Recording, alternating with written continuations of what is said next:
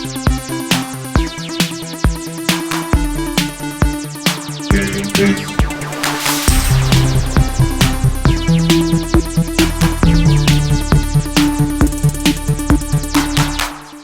up, everyone? We're back for GameFace episode 139 on SIFTD Games at SIFTD.net.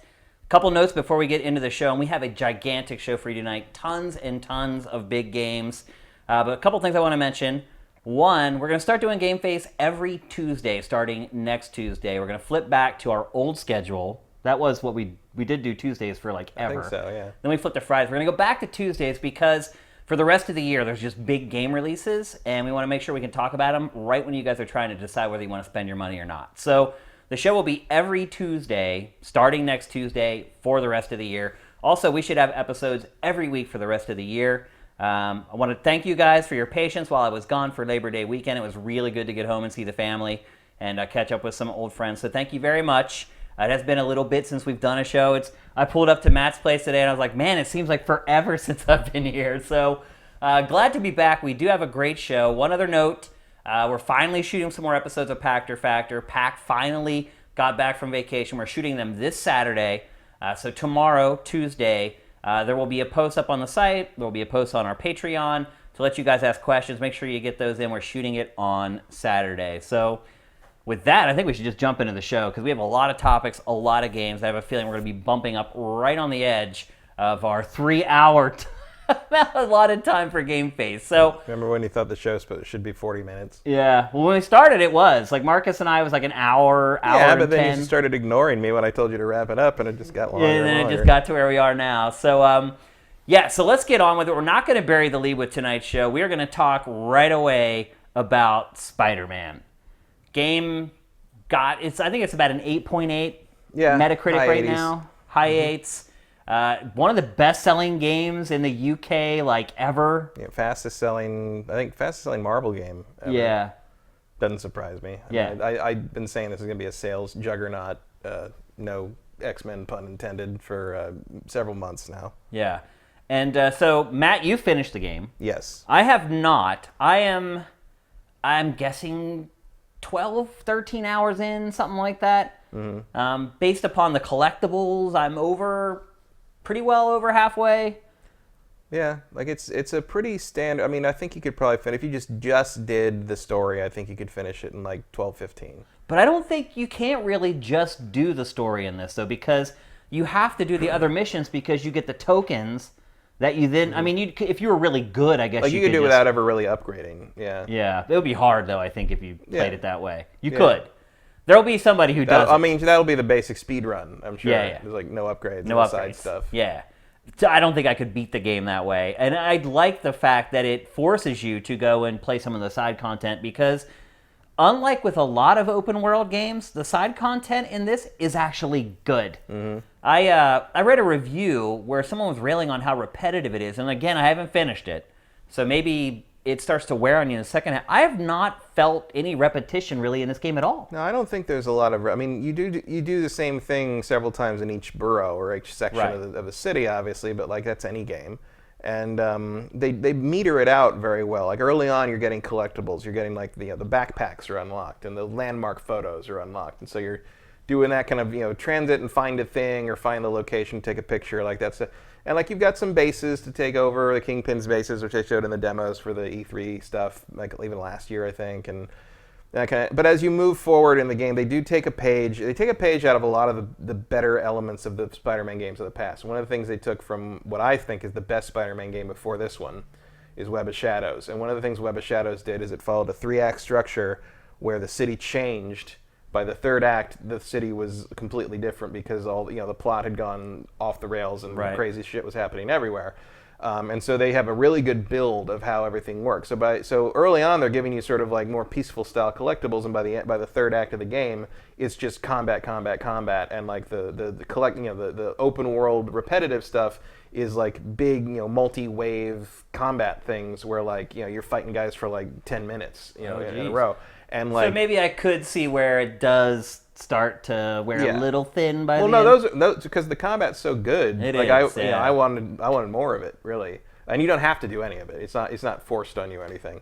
But like, and there's not that many. Like, when the new bases and challenges and stuff pop up, there's only like maybe a dozen at most of the challenges and like 6 bases. Like, but like, that's where it would be tiresome if every couple of like sets of missions you got like another thing you had to collect 50 foozles of. But they never do that again to you. The collectibles in this aren't that bad. There's the backpacks, and there's 55 of them, I think. Yeah, there's 55 backpacks, and the nice thing about the backpacks, and this is one of the things that I think Insomniac is really smart about, because it has been 8 years. He's been Spider-Man for 8 years. It's a completely new continuity. For the game, he's been Spider-Man for 8 years. And the great thing about this is like it's not an origin story because he's already Spider-Man. There's supervillains around. Vulture, the very beginning of the game is taking down Kingpin. Electro and Rhino and all those guys are already in prison and stuff. But none of the big guys. There's no Green Goblin yet. There's no Doc Ock yet. There's no Venom yet. There's no like the big superpowered stuff. So they do.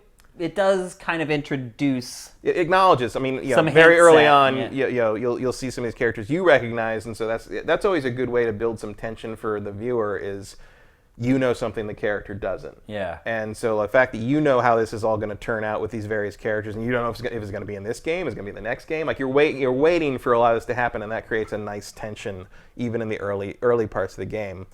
But one of the great things about it is. They pace how it all unlocks properly, and one of the first things you unlock is the ability to collect the backpacks and everything. So the backpack thing, it's supposedly his high school backpacks webbed up in places for emergency supplies or whatever, and you find like things that are references to the past 8 years. Now it doesn't make a lot of sense because his webbing dissolves after about an hour, so they wouldn't still be up there. They do oddly enough explain why he has so many backpacks at one point.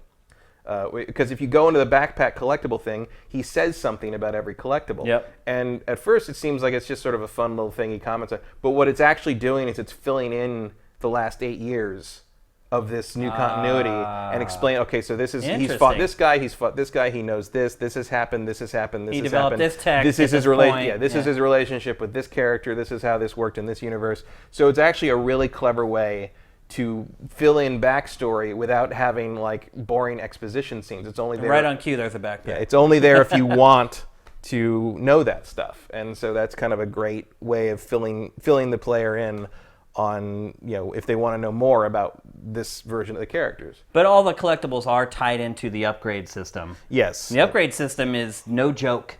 No, there's tons of upgrades. There's a skill tree with 3 different sets of skill types. Yep. There's the gadgets, which all get upgraded. There's the suits, which all get upgraded. There's mods to upgrade the suits. On top of that, each suit can have 3 mods attached. So yeah, there is a lot. There is a lot of stuff to keep grinding away at upgrading, and there's also a lot of variety in how you can design how Spider-Man plays. Absolutely. Which is pretty great, and it's. To get everything, you're going to need. That's the other thing is to get everything upgraded fully and unlocked. You're going to have to do some really hard level challenges. Get the max score on some of these challenges that the Taskmaster puts up for you, and they're very hard to get. They're not hard to get the trophy for, because you only need the middle score for that. Yeah. But to get the top score and get those extra tokens to upgrade everything, that is a real challenge. Those are those are no joke. Probably the hardest thing in the game would be to do that. The game is not especially challenging. It's not especially challenging, but those are there for it. I did platinum it. It's one of the easier platinums I've ever done because basically you just have to do everything. Trophy alert. Like there's no. I would say this is definitely one of the easier platinums I've gotten. Like this and probably Assassin's Creed Syndicate are the 2 easiest, where they didn't require any difficulty stuff. They didn't require anything particularly taxing. You just have to do all the things. So that if you care about that sort of thing, here's a free platinum for you. But there is more challenging stuff in there if you want to go for it, but they don't make that part of the trophy system. Now, one thing I said pretty consistently before the game came out and after we saw it at trade shows was that I felt like it was like a remastered Game of the Year from 2012. And I have to say, now that I've played it, I do not agree with my initial assessment at all. But I would say that it's kind of like Spider-Man's Creed. It reminds me a lot of Assassin's Creed.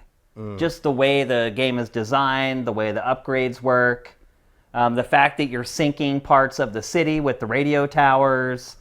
Yeah, well, I mean, it's an open world game in the years post Assassin's Creed. I mean, I think we can pin. And look, that's not a slight. We can pin the Obviously, I love tower. Assassin's Creed. We can pin the tower thing in open world games on Assassin's Creed. I think Ubisoft has changed game design with that, oddly enough. Yeah, absolutely. I think it's a mesh of what, clearly it's a mesh of what Insomniac has learned from Assassin's Creed and the Arkham games. Yep. The Arkham game comparison is shaky in places, but I don't think this game would be the same game without the Arkham games. Agreed, yeah. It doesn't feel like playing an Arkham game, but like the lessons were taken, I would say. Combat especially. Yeah, combat is very, because here's the thing, I actually played Arkham Asylum and Arkham City back to back in the last 2 weeks before this game came out. In part because I was jonesing for some superhero stuff in the run up to this game, and also because it got the supposedly the Xbox One X enhancement patch on the Return to Arkham remaster, which turned out, according to Digital Foundry, to be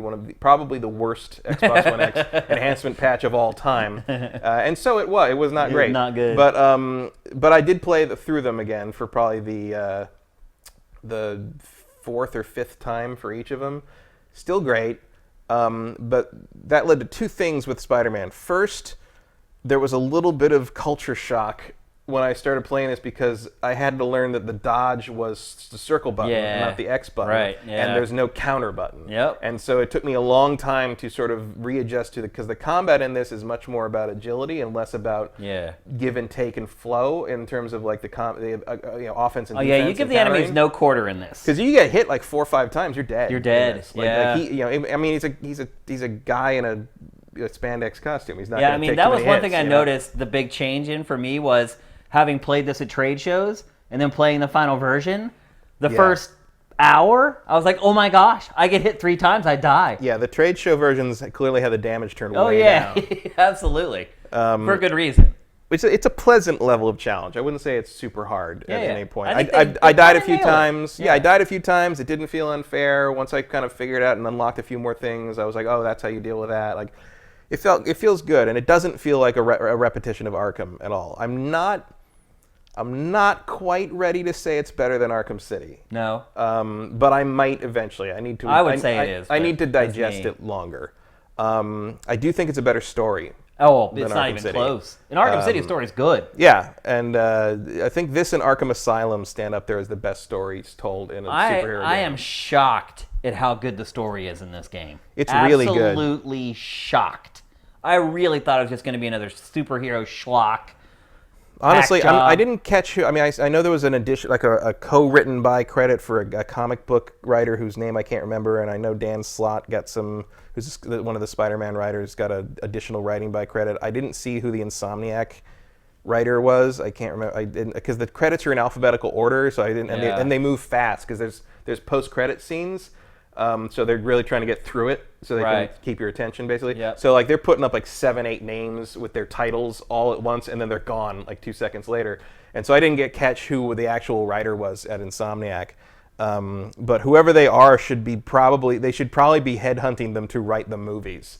It's better than the movies. Because I mean, I don't know if it's not. I wouldn't say it's better than Homecoming, but like it's better than like most of the non-Marvel Cinematic Universe movies in terms of like, setting everything up, making sure every character has a reason to be there, making sure everybody changes and has some kind of like development arc through the whole thing. Like it never feels like it wastes any time. I complain all the time about game stories that are just one long act one, and that isn't here at all. Like it moves, it progresses, it gets stuff done that you think is going to happen, but then it leaves a certain amount of stuff for if there's something, I'll tell you this, there's like 2 or 3 post-credit sequences. If there's something that was not in this game that you wanted in a Spider-Man game, it'll be in the next one. Because they set up, anything you might be missing in this game is set up for the next one by the end of the credits. And I was shocked by the tone of this game. Tone's really good. There's a couple scenes in this game that really kind of like hit me, shook me a little bit. I was shocked at it. I mean, they do not skirt away from serious issues at all. No, and they've got a great cast. Voice acting. Most of the primary cast is from Critical Role. They're big voice acting like staples. Yuri Lowenthal, I think, is Peter Parker, and he's very good. Peter Parker is probably the best Peter Parker voice ever. He's great. And it's the same voices in, I think, the current cartoon. A lot of the voices are the same as the current cartoon. but he's exceptionally good. He has a lot of great reads that you can tell were like his read and not the line. Right, like it was like right. he makes there's a couple like little clips and Ad-libs here and little there. side things, or just how he delivers stuff. Like there's one thing where he's like where you're capturing like one of the repeated quips is like he's capturing thugs that escaped from prison or whatever, and he's like you escape and you do this, you cause riots, like why can't you like take up like I don't know, knitting or like canasta. I love canasta, and just like the way he says "I love canasta" is like a lesser delivery would be more of like I love canasta, but he says it exactly how you'd say it to yourself. Like you said something and then oh man, I love that. Like what a great idea that was. That I do. Like he has you can tell that he has like Spider-Man has like an internal monologue that he's just sort of saying out loud because that's just what Spider-Man does. But then there's like more emotional moments in it where like he sells the living hell out of it, and it's like it's great. Like a lot of the moments with his stuff with Mary Jane is great, and then like there's more. You talk about like you're talking about one of the early like terrorist like sort of moments in the narrative, but there's more heavier stuff later in Act 3 than like the cast like for a game that also has a lot of like kind of quippy. I mean, he keeps it light a lot of the time. He's joking around with the captain of the police, like he's doing his shtick. But when shit gets real in this game, like they carry it off. Like it's not a bubblegum game. No, the writing carries it off, and the actors carry it off, and it's great. I didn't doubt any of it for a second, really, and which is rare in these games, and certainly. At the very least, I would say it's probably better writing than a Spider-Man game deserves. They didn't need to be this good. I would say. I'm glad it is though. But I think, and that's one of the things when I say I think it owes something of a debt to the Arkham games. That's what I'm talking about. Yeah. Because I don't like Arkham Knight at all, but like Arkham Asylum and Arkham City having like kind of that same tone and same writing, in some places writing team, because Paul Denis was involved as the animated series of the 90s. Yeah. Like taking that and transposing it into a game was just something that no one ever did before, and now it's like you can't even imagine it without it. But like when I remember starting up Arkham Asylum, it was like the third or fourth Batman game in a row where I'm like, well, let's see how terrible this is. Right. I think we were coming off of like Dark Tomorrow or something on the GameCube, Uh-huh. and I remember Adam Sessler. Yeah, Sessler took the copy, took it home, and played it, and came back in the next day. I'm like, so how bad is the Batman game? He's like, it's really good. Like that was it's a big so shocker for good, everybody, and I'm like, really? And like so I played it. Rocksteady at that point was unproven. Yeah, we had no idea. Yeah. And I went in the game lab and played it, and like it was like watching. It was like playing a continuation of the animated series, and it was great. I don't know enough about Spider-Man's animated series beyond the old Fox cartoon in the 90s to know if this is similar to that, because it does share a voice cast. But like, it's exceptionally good. Like it is. It's and I mean that's also sort of a Sony pedigree. I mean, God of War, same thing kind of going on. God of War story didn't need to be that good, but it was. It reminds me of God of War in a lot of ways. It's funny how these games have better stories than Detroit Become. Yeah. Oh yeah. Which is a game driven entirely by story. It's funny. Like I don't remember exactly how that came up, but my girlfriend said something about that, and I said like, no, the story's great. Story's better than Detroit, and Detroit is nothing but that. That's all it is. And in the meantime, you wouldn't with combat this good, you wouldn't even need it. As Luke Cage said on Sean Baby's page long ago, "Sweet Christmas with treats like these. Who needs Canada?" Yeah. Let's talk about the gameplay and the combat. One thing that really struck me when I was putting together the B-roll for the show was the breadth of the stuff that you do. When you're playing it, it's easy to just be like, oh, I just did this investigative part, and I'm moving on to this next thing. When you start combing through and scrubbing through footage and plucking out like the different bits, I was blown away by how many different gameplay styles there are in this. So let's talk first about the combat. The combat in this game is sublime. And why I feel that way is because it's one of those games where you're playing it and you think to yourself, I wonder if I could do X, Y, or Z. And then in most games when you try it, you either find out it's not in the game or maybe it is, but it's done in a way that you didn't think it should be done. It's not intuitive. In this game, when I first started playing it, and I was just doing the traditional beat 'em up, and I learned how to juggle or whatever, and then I was like, okay, while I'm in there juggling, can I like zip line over to another enemy? And I thought that in my mind, and then I just tried to do it, and it did it. Like, Insomniac when it built the controls for this game, I don't know how many people it focus tested for it, but it has found the average way that most people would try to do something, that's how you do it in the game. I never really had to go look at tutorials or move lists to figure out how to do something. It just happens the way you think it should happen. And that is way too rare in video games. And then just the combat itself, it's so deep. You can find a way that you like to play, and you can play exactly that way. Like you were saying earlier, before we started the show, that you like the air combat. And I like it too because it keeps you down off of the ground. It makes it easier to dodge guns. And you build focus faster. And so I found myself doing a lot of juggles. And then once I figured out, okay, I like the juggles, I like staying in the air, then I started picking abilities that would work towards that and help keep me in the air for longer. So...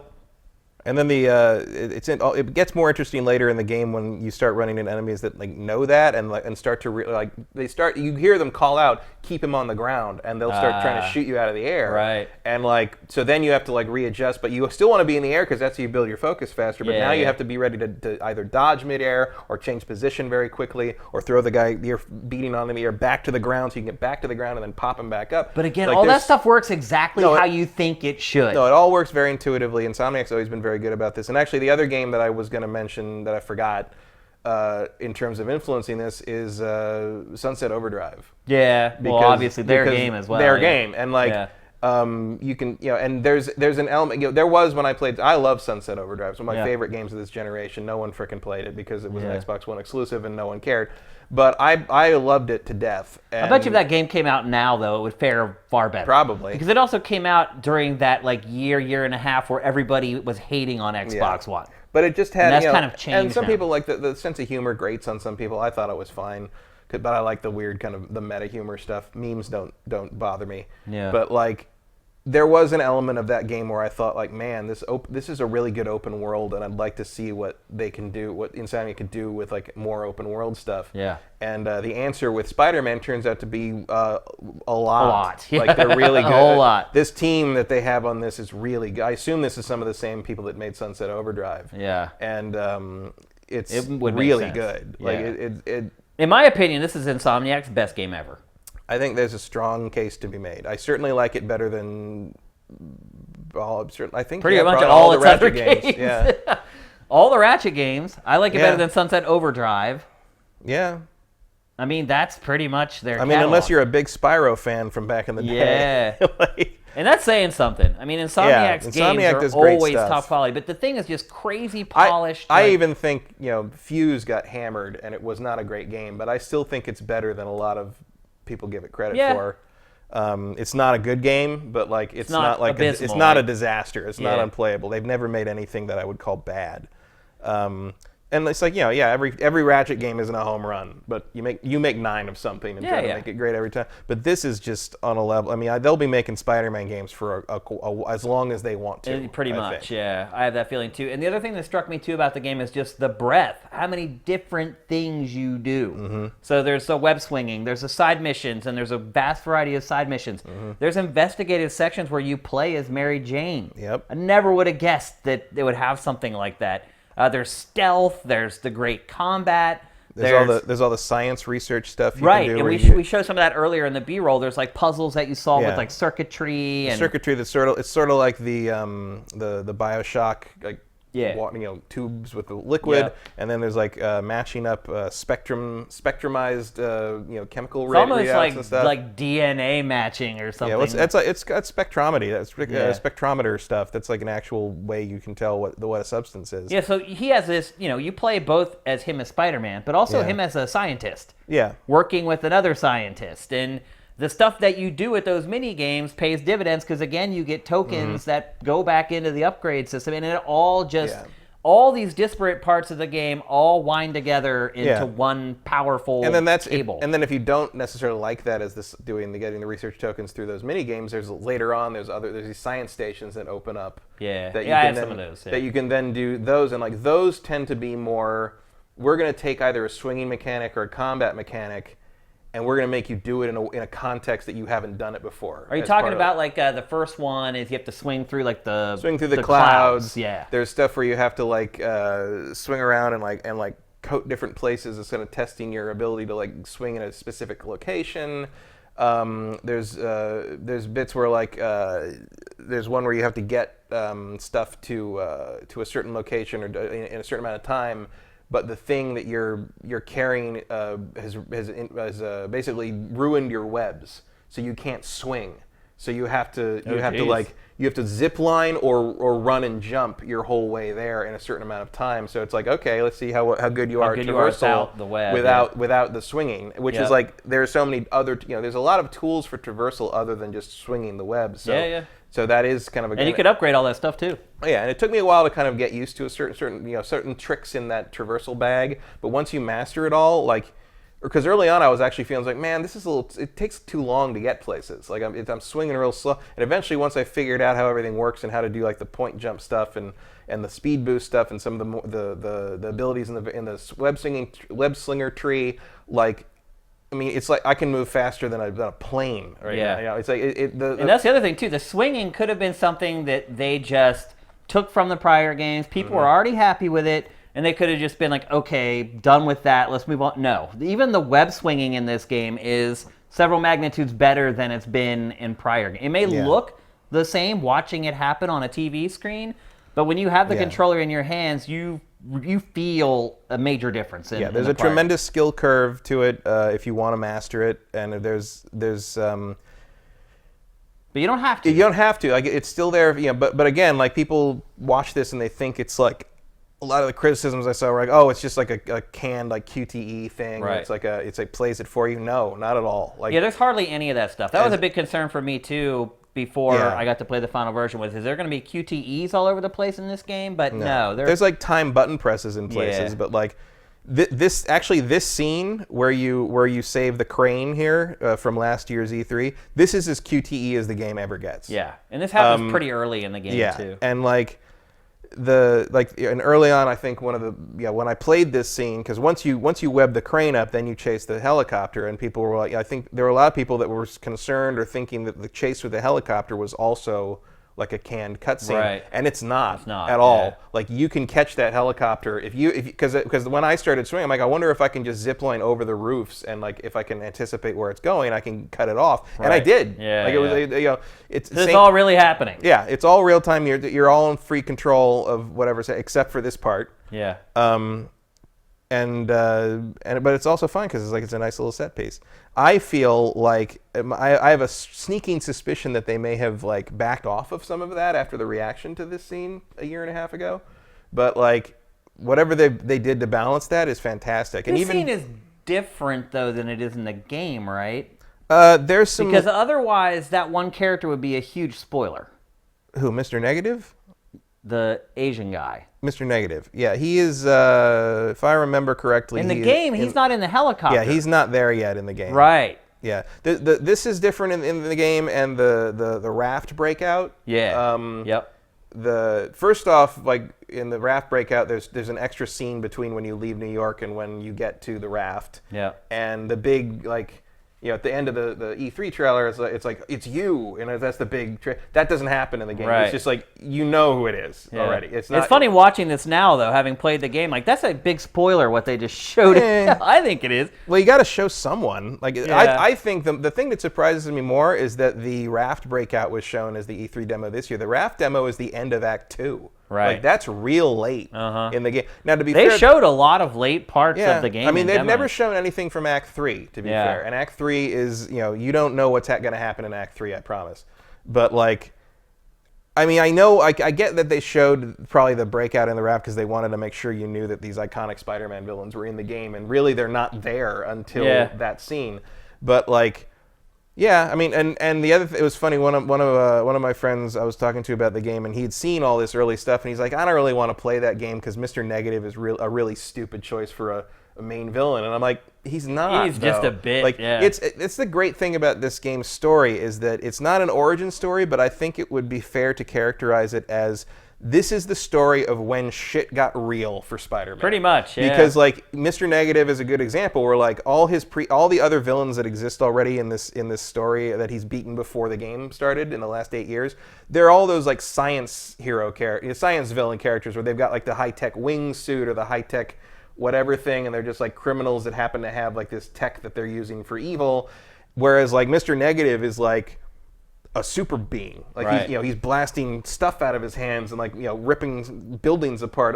Like there's things happen in this game on a scale with the enemies that just have not been part of Peter Parker's life until now. Yeah. And so this kind of the story is not an origin story, but it's also sort of breaking new ground in Spider-Man's life because he's never faced threats on this level before, and there's a great build to the story because of that, and it even works in the sense like one of the great innovations in terms of character placement in this, I think, is the fact that J. Jonah Jameson is retired from the Daily Bugle and is now it's like a shock an Alex Jones Infowars style conspiracy podcaster. And like so when you do, I turned it off eventually though. I kept it on because when you do almost anything in the game, his podcast will pop up almost immediately, and he'll give you like the spin on why what you did was evil. Right. And like I got annoyed with it after a while. Oh, it's incredibly annoying, but that's why JJ's a great character. But it's a perfect reinvention of that character for the modern version of Spider-Man that they're doing. There's a lot of like real world stuff that kind of weaves its way into the But it's also great because JJ's commentary at the beginning of the game is all about how Spider-Man has made the city crazy and all these costumed lunatics are here because Spider-Man's here,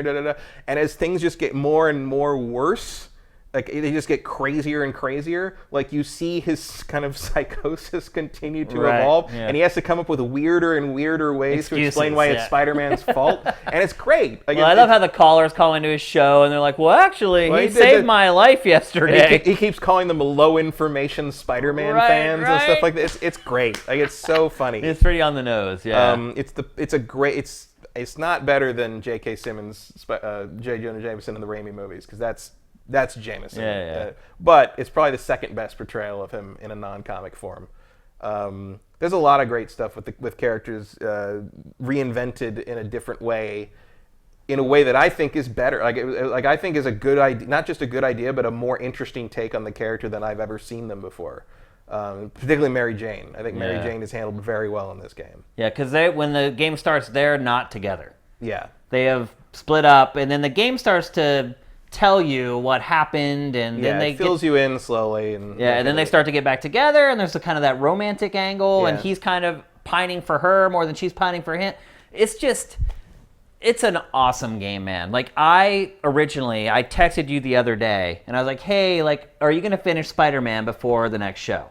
And you're like, yeah, I think I'm gonna be able to make it. And I told you, I'm like, okay, well, I'm just gonna play like 10 hours of Spider-Man, and I'm gonna jump on Shadow of the Tomb Raider, so that I've played a lot of that, and you'll have played a lot of Spider-Man, and I could not pull myself away from Spider-Man. And I ended up playing Spider-Man way, way more than I thought I was going to, and consequently played Shadow of the Tomb Raider a lot less than I thought I was going to. So I honestly, I'm not a big Spider-Man fan. I love Spider-Man as a kid, but I've really kind of fallen out of love with just comics and comic book characters in general. I like them, but I'm not obsessed with them like the way I was when I was a kid, and I love this game. So I think a lot of people may look at a game like this and say, oh, well, I'm not really into Spider-Man, or I'm not really into superhero. It doesn't matter. It is just an amazing video game. It doesn't matter what the character is. It is... And I'm not a huge... I like Spider-Man, but he was never my favorite growing up. And that's probably one of the reasons I am still reticent to do the Arkham City comparison, because I do like Batman more than I like Spider-Man. Yeah. But... This is the best Spider-Man game ever made. Oh, not even close. Yeah. It is the best Marvel. In my opinion, it's the best superhero game ever. It's the best Marvel game ever made. The only other superhero game I would maybe give the edge over it would be Arkham City or Arkham Asylum. It's close. And they're right there. And the difference there might just be which character you like better. I like Batman better. I could see that. But this is amazing. This is incredible, and it's also incredible to play the game. And I think you see this in the industry reaction to it, where like every developer and their mother was congratulating Insomniac on the release, is that we've never really had a Spider-Man game with this kind of budget and backing and time and talent. And putting Insomniac on this game is crazy. The Activision games, some of them were good, some of them weren't, but they were basically like made as best they could with the time frame they had. It was a machine. It was they had just cranking them their out. 18 months to make the game every time, and they gave Insomniac, first you give it to Insomniac, one of the best developers in the world. Yep. And then you give them the time and budget they need to make this and do justice to the character in the way that they did with Sony Santa Monica for God of War, or for just about anything Sony publishes first party. Yeah. And that makes all the difference. There's never been it's that same feeling that I had with Arkham Asylum, where it's like, wow, someone finally said, hey, why don't we do this property justice? Yeah. Why don't we take this thing that's been popular for longer than any of us have been alive and do it up the way we know it should have been done all along. Yeah. And I think they are going to definitely reap the sales benefits from it. I think this is going to be a 10 million seller easy. Yep. I always thought it was going to be. It deserves it. But now it's about as good as I thought it was going to be. I just had really high expectations for it. I mean, I've been saying it's my most anticipated release of the year since God of War came out, I think. Yeah. And it did not let me down at all. I do think it started for me a little rough. I was a little... It starts a little slow. It's hard to get used to how he moves in enclosed spaces. And the first mission, the very beginning of the game is capturing Fisk, the Kingpin. And it's literally the first thing in the game, and they're slowly introducing you to all his abilities, because he does have a lot of things he can do. It all makes sense once it comes together, but early on, and he's so squirrely compared to Batman. Oh yeah, that I was having a lot of trouble sort of like getting my head around how he functioned. But once I got a couple upgrades in the pocket, it all worked out and everything made sense. But the first night I was playing it, some of my friends I was texting with, they're like, we're really worried that you're texting us and not playing Spider-Man. Is Spider-Man bad? Because usually when a game comes out and I like it, I stop talking to them for the rest of the night. And they're like, you're talking to us too much. Is Spider-Man bad? Should we cancel our pre-order? I'm like, no, it's fine. I'm just not... It was late and I was having trouble getting my head around some of the web swinging stuff. But I'm like, so after feeling guilty for that, I went back and just focused on it and I got it. So yeah, I was scolded by my friends into like focusing back on the game because I was being too social. I mean, finding faults with this game, you have to really, really nitpick. The only issues I've really had with it is wall crawling. The camera has problems figuring out which way is up, and then sometimes the game will say, okay, we see what you're doing. You're going down, but you're holding up. So it'll flip it, and then you'll be like, oh, and then it'll flip everything around. Like even this game still has not managed how to deal with a video game character going up, down, and all around on a vertical surface. Well, Spider-Man's movement abilities have always been a problem for video game. I mean, I think it's hard to be precise. Like this one gets there 95% of the time, but every once in a while, I think I've had stuff with that where like the wall crawling sort of like they picked like what I think they thought was the best way to orientate the controls for the wall crawling, and it mostly works, and sometimes there's just situations where no scheme is going to work every moment of the time. Honestly, the only time you really need it is when you're getting backpacks, because some of the backpacks will be splatted against a wall or whatever. And that's actually another example of intentional good design is by the time I collected all the backpack, because the collectible stuff and kind of the things you can do in each section of the city unlock periodically. There's stuff in the to-do list of each borough or each section of the city that doesn't unlock until Act 3. Right. You can't do everything all at once. Right. Well, they keep introducing like new bases, and they drip feed it in a really smart way, because like so early on you've got the back, and finding all the backpacks is one of the ways that I adjusted to the controls really well. Yeah. Like it teaches you how to be more precise with the controls, and you need that. And there's like you also have to collect all the backpacks to get the final suit, right? You get a suit for it. Yeah. It's not that big a deal. I use the traditional red and blues for pretty much the whole game. In the end, I don't hate it, but I am not a huge fan of the white spider suit. It doesn't bother me. It doesn't bother me, but it's just not it's not Spider-Man to me. I got the black and gold suit, and I was like, oh, I'm set. Yeah. It's like I have Pittsburgh colors on Spider-Man. I'm good. I will also say that I'm a comic fan. I've read Spider-Man pretty regularly. But there's 28 suits in this game, and I've never heard of 15 of them. Yeah, they really go deep. And I don't know how many of them are original or how many of them are just from comic stories I haven't read, because I haven't kept up with Spider-Man very much in the last 10 years or so. Yeah. Because it's hard to keep up with that stuff because there's so much of it. But yeah, all the suits look pretty cool, but like most of them I do not recognize. And they all have a which is unique actually ability. nice, because like I was kind of sick of the usual, he's like, oh, here's the black suit, and here's the amazing Bagman suit, and here's, the Activision games sort of had the same run of suits all the time, and this modern, this game is not afraid to be like modern. I mean, but they even handle that very well because each suit has a unique ability. Right. But you don't once you get that suit, you do not have to wear that suit to use that ability. No, the ability can go in any suit, but it's like, it's not afraid to be a very modern Spider-Man, and I will admit that I was a little disturbed that most of the villains are younger than me. But I mean, Spider-Man being a younger guy is like the thing I'm used to. But like, there's a point at which it's like, yeah, if a superhero thing happened now, we'd be the parents. Yeah, we would be, or the bad guys. We would not be. We'd be the old stodgy uncle. Yeah. Like, oh, let's see which character I'm the closest in age to. Oh, it's the Rhino. Yeah. Oh, look at that. But I think this is a game both of us wholeheartedly recommending to everybody. Yes, no question. I think everyone's going to enjoy playing this game. Like, if you have any slight interest in open world or punching things, or it's just well-paced action with a great story that sucks you in and makes you care about the characters and makes you care about what's happening. Yeah, I mean, if you loved God of War and you wish you had another game that kind of had that level of detail and production value and thought put into it, this is it. Yeah, it is. Absolutely. And probably not a coincidence that it's from Sony's first party publishing. Another gem. Another crown, or another jewel in the crown. Yeah, they nailed it.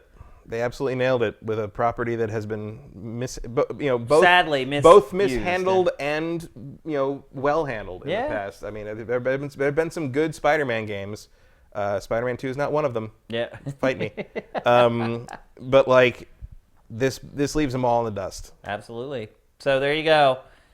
If you haven't bought it already, go spend $60 on Spider-Man if you own a PS4. I saw some questions on the site this week about, hey, will it ever come to Xbox? According to Insomniac, no. It is a PlayStation exclusive it's Sony. Forever. Right. So Sony paid for it. Right. It's not going to Xbox or anywhere. Yeah, so it's not ever coming to other platforms. You maybe ought to play it on PC on PlayStation Now someday.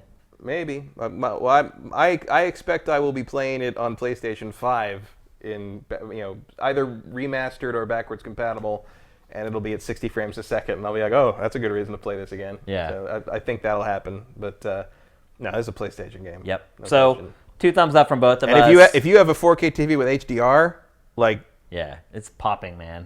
It's amazing. It's really incredible. It's one of the best versions of New York. Yeah, we didn't even really talk about the graphics. It's like we got to cut it off somewhere, but it's just absolutely stunningly gorgeous. Yeah, New York is like scary, realistic. I mean, even the music is great. Even the theme song is one of the better. I think the theme song is one of the better, like, orchestral Spider-Man theme songs.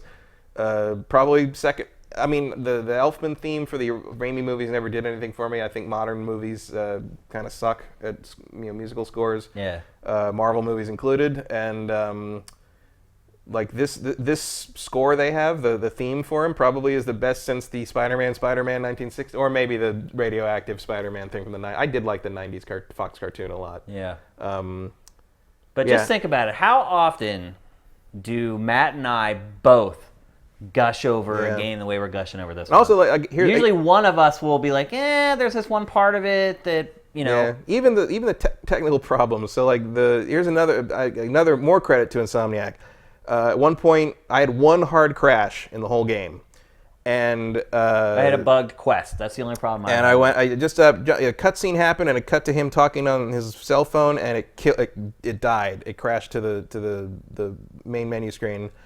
And I loaded it back up, and my save was corrupted.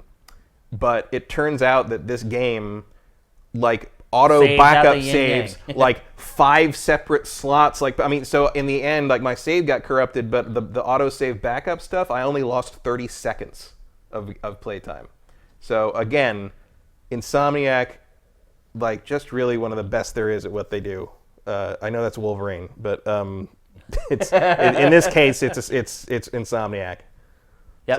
So there you go. Spider-Man PS4, we both wholeheartedly recommend it. Go buy it. You won't regret it. Incredible achievement. Congrats to Ted Price and all the Insomniac guys for making an incredible game. Absolutely. Which, like, in a year with no shortage of incredible games. Yeah. Like, it's Game of the Year's going to be tough this year. Yeah. We still got a bunch of more. We're not even done. Yeah, I know. We got a lot of great games to come. And speaking of which, we're going to talk next about Tokyo Game Show 2018.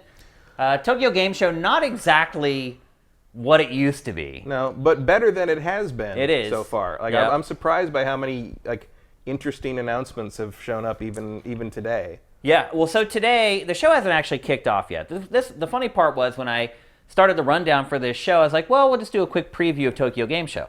But then Sony had its TGS presser, and when we woke up this morning, there was 3 in the morning. there was just a megaton of new stuff. And so we're going to run through it very quickly and just get you guys hyped. We'll obviously be curating tons of stuff from Tokyo Game Show all week. So if you don't have time to catch up, you can always go to SIFTD.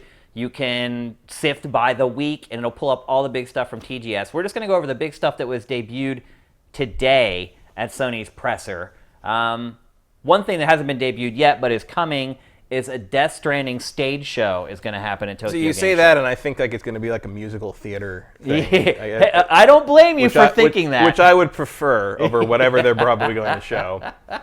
I don't blame you for assuming that, but Kojima at Tokyo Game Show is something special. Usually he blows it out a little bit. He does. You might actually see some frickin' gameplay. Exactly. I have a very, very strong feeling that the stage show for this is going to show the first, the actual gameplay loop. Not them saying, this is in-engine footage or whatever. Actually showing what you do while you play the game. Now, the caveat with that is that it may not be released to the public. Somebody maybe will shoot it with a camera at first, but I highly doubt they're going to put out a direct feed version right during the show. You may wait till maybe next week or the week after, and maybe they'll put out a direct version of it. But a lot of times what Kojima shows at Tokyo Game Show on stage stays with that audience for a week or two before it goes out to everybody else. So you may get it cell phone footage of it at first. Eventually you'll get the direct feed version. But yeah, you may be pining for having made a trip to Tokyo before the week is over. So, to me... God, being on a plane for 12 hours to see this game, kill me. You hate this game so much. Well, I'm just sick of it. It's been 2 years and we still don't even know what it is. It's just the usual smokescreen. Well, it was funny, whenever I was getting the TriCaster ready for this episode, before Sam showed up, and I was grabbing all the clips that we needed for the show, I saw, the Game Awards 2016 Death Stranding clip or whatever, and I was like, oh yeah, so it has been 2 years since it was unveiled. It's getting up to that usual Kojima standard of, who knows when it's going to come out. But I have a feeling we might see the actual real first gameplay of Death Stranding. Nintendo is at Tokyo Game Show for the first time in a long time, kinda. Kind of since ever. Yeah. I mean, normally, it really never did Tokyo Game Show. No, they did Space World instead for a long time. Then they stopped doing Space World and just stopped doing anything. They stopped doing Space World during the GameCube era. Yeah, the only thing I think the last Space World was when they showed that render of Ganon and Link fighting each other. No, the last one was when they unveiled Wind Waker. Was that we it? had already got that was more year after realistic that. demo. Yeah. And then they did one more, Okay. and they unveiled Wind Waker, and everybody was like, what happened to the other God. thing? What happened? So, and that was the last one that they had. Wind Waker killed Space World. Yeah. So and look, Nintendo's not going to be there. When I say be there, it means Nintendo...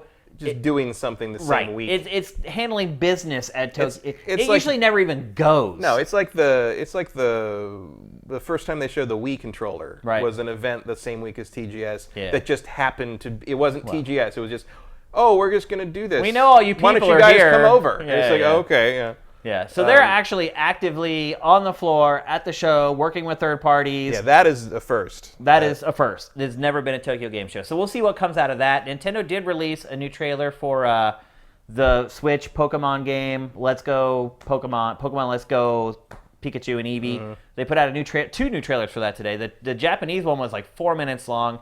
The US one was a minute and a half or 2 minutes long. So Nintendo is putting out media to coincide, or maybe it was supposed to be in the Direct that was canceled this past week. Who knows?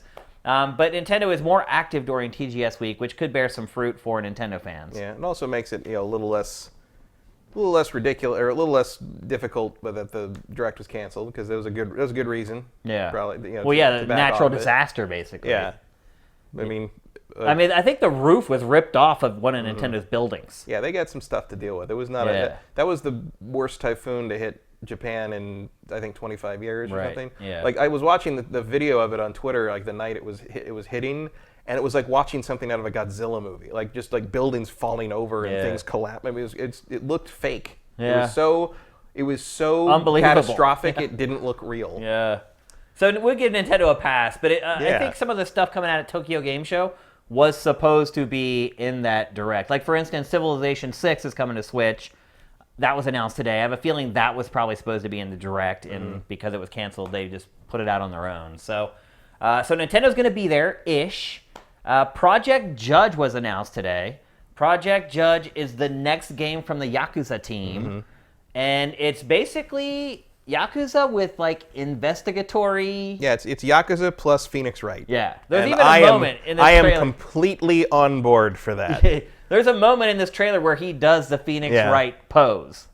Yeah, clearly they're definitely aware of the similarities. Absolutely. And like the shocking thing about this is how fast it's coming out this year in Japan and next year here. Is there a more prolific studio in the world right now than the Yakuza team? Certainly not in Sega's stable. These games are gigantic, and somehow they manage to just crank them out.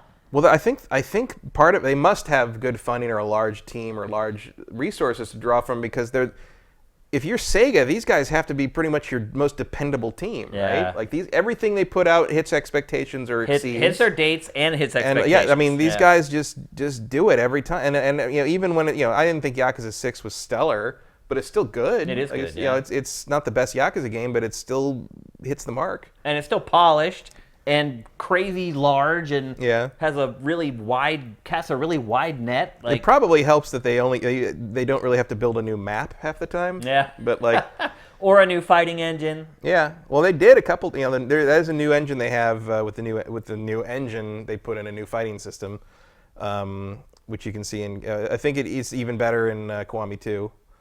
They'll get there. But and now they're getting the remasters of 3, 4, and 5. Yeah, they just don't stop. No, 3. I mean, the remaster of 3 came out last month. I think the remaster of 4 is due in Japan in December, or maybe January. And then we're supposed to get. They haven't said anything about U.S. releases, but I think it's pretty much a given that we're going to get those eventually. The only question is probably Yakuza 3, because the Western release of Yakuza 3 cut out a bunch of the weird mini games, especially like Mahjong and that kind of thing, because they didn't think the Western audience would care, and all the Yakuza fans are like, "Why did you take our things away?" Where's our Mahjong? So they would have to do a fairly extensive like retranslation and restoration job to put Yakuza 3 out here. But I hope they do, because I would like to have all of them on one platform. The other thing I would say about Project Judge is some people may look at it and say, "Oh, well, investigating could slow the game down," but Yakuza already has those quiet moments. Yeah, I mean, it is a game of peaks and valleys, so I don't feel like with this this kind of franchise, and let's be honest, this is really a spin-off of Yakuza. Yeah, it won't have the name. Well, also look at it. I mean, it's wacky. There's weird stuff going on. Also, like, I trust the Yakuza team to get the pacing of something right. Like, I mean, they make, like, almost every one of the Yakuza games is really at its core, it's about the characters and their relationships, but the plot is about a real estate deal. Right. And they manage to make it interesting pretty much every time. In Yakuza 3, there's a scene where a bunch of men kneel in a room and discuss a property scam for like 30 minutes, and it's riveting. Like it's like, oh, so that's why all this is. It's like halfway through the game, and it explains all the weird shit that's been happening, and you're like, this is amazing. Of course, that's why they're doing this. And it's like, in the end, you're like, wait, that was just 30 minutes about how these guys want to buy this plot of land in Tokyo. Like that, it's incredible how it's all in presentation. You can make anything interesting if you present it properly, and the Yakuza team knows that. So I have faith in these guys. So there you go, Project Judge, and that's coming out in Japan next year. I think they've confirmed it for the West, but haven't announced a date for the West. I think they did. Did they? I saw 2 dates. I don't remember them. I think they said this year in Japan and next year here. That actually does sound right. Maybe they didn't say a date for here, but I think they got I think it's like December 13th or something here, which would make sense because they usually release that team usually releases a Yakuza game in December in Japan. Yeah. But this year, I guess this is their thing. They're just cranking them out, and it looks good. It's pretty amazing. Next up, Left Alive. This game has actually been announced, but it was announced, I don't know, a year and a half ago. This is the game from Square Enix that is being developed by former Koji Pro, dudes. I guess the folks he decided he didn't want to bring on with him to work on Death Stranding, or those who decided they didn't want to work with him anymore. The leftovers. And when they first debuted this game, it just had this very generic, like innocuous trailer that didn't show much. But now finally we're getting a look at the actual game. Yeah, I'd completely forgotten about this game. Yeah, everyone had, because they showed the first teaser trailer and we never saw anything from it since then. This is not a Konami game. This is published by Square Enix. So it scooped up some of the guys from Konami's roster to build a game for them. It looks very... In all honesty, even though I didn't know much about the game before, it looks exactly how I thought it was going to look. Yeah. Does it give you a Metal Gear vibe? It gives me more of a front mission vibe, frankly. I mean, I don't know if it's a strategy game or anything, but like it feels like a front mission style take on mech stuff to me.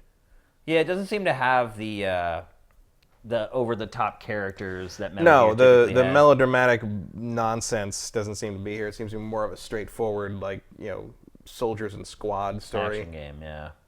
So, I don't know. If it's got giant robots in it, I'll look at it. But it feels like we're a long way off from needing to worry about whether we make a purchase decision. Yeah, yeah, for sure. The recurring theme for this segment is going to be Project Whatever. We have 3 games that were shown that are Project something. The next one is Project Awakening.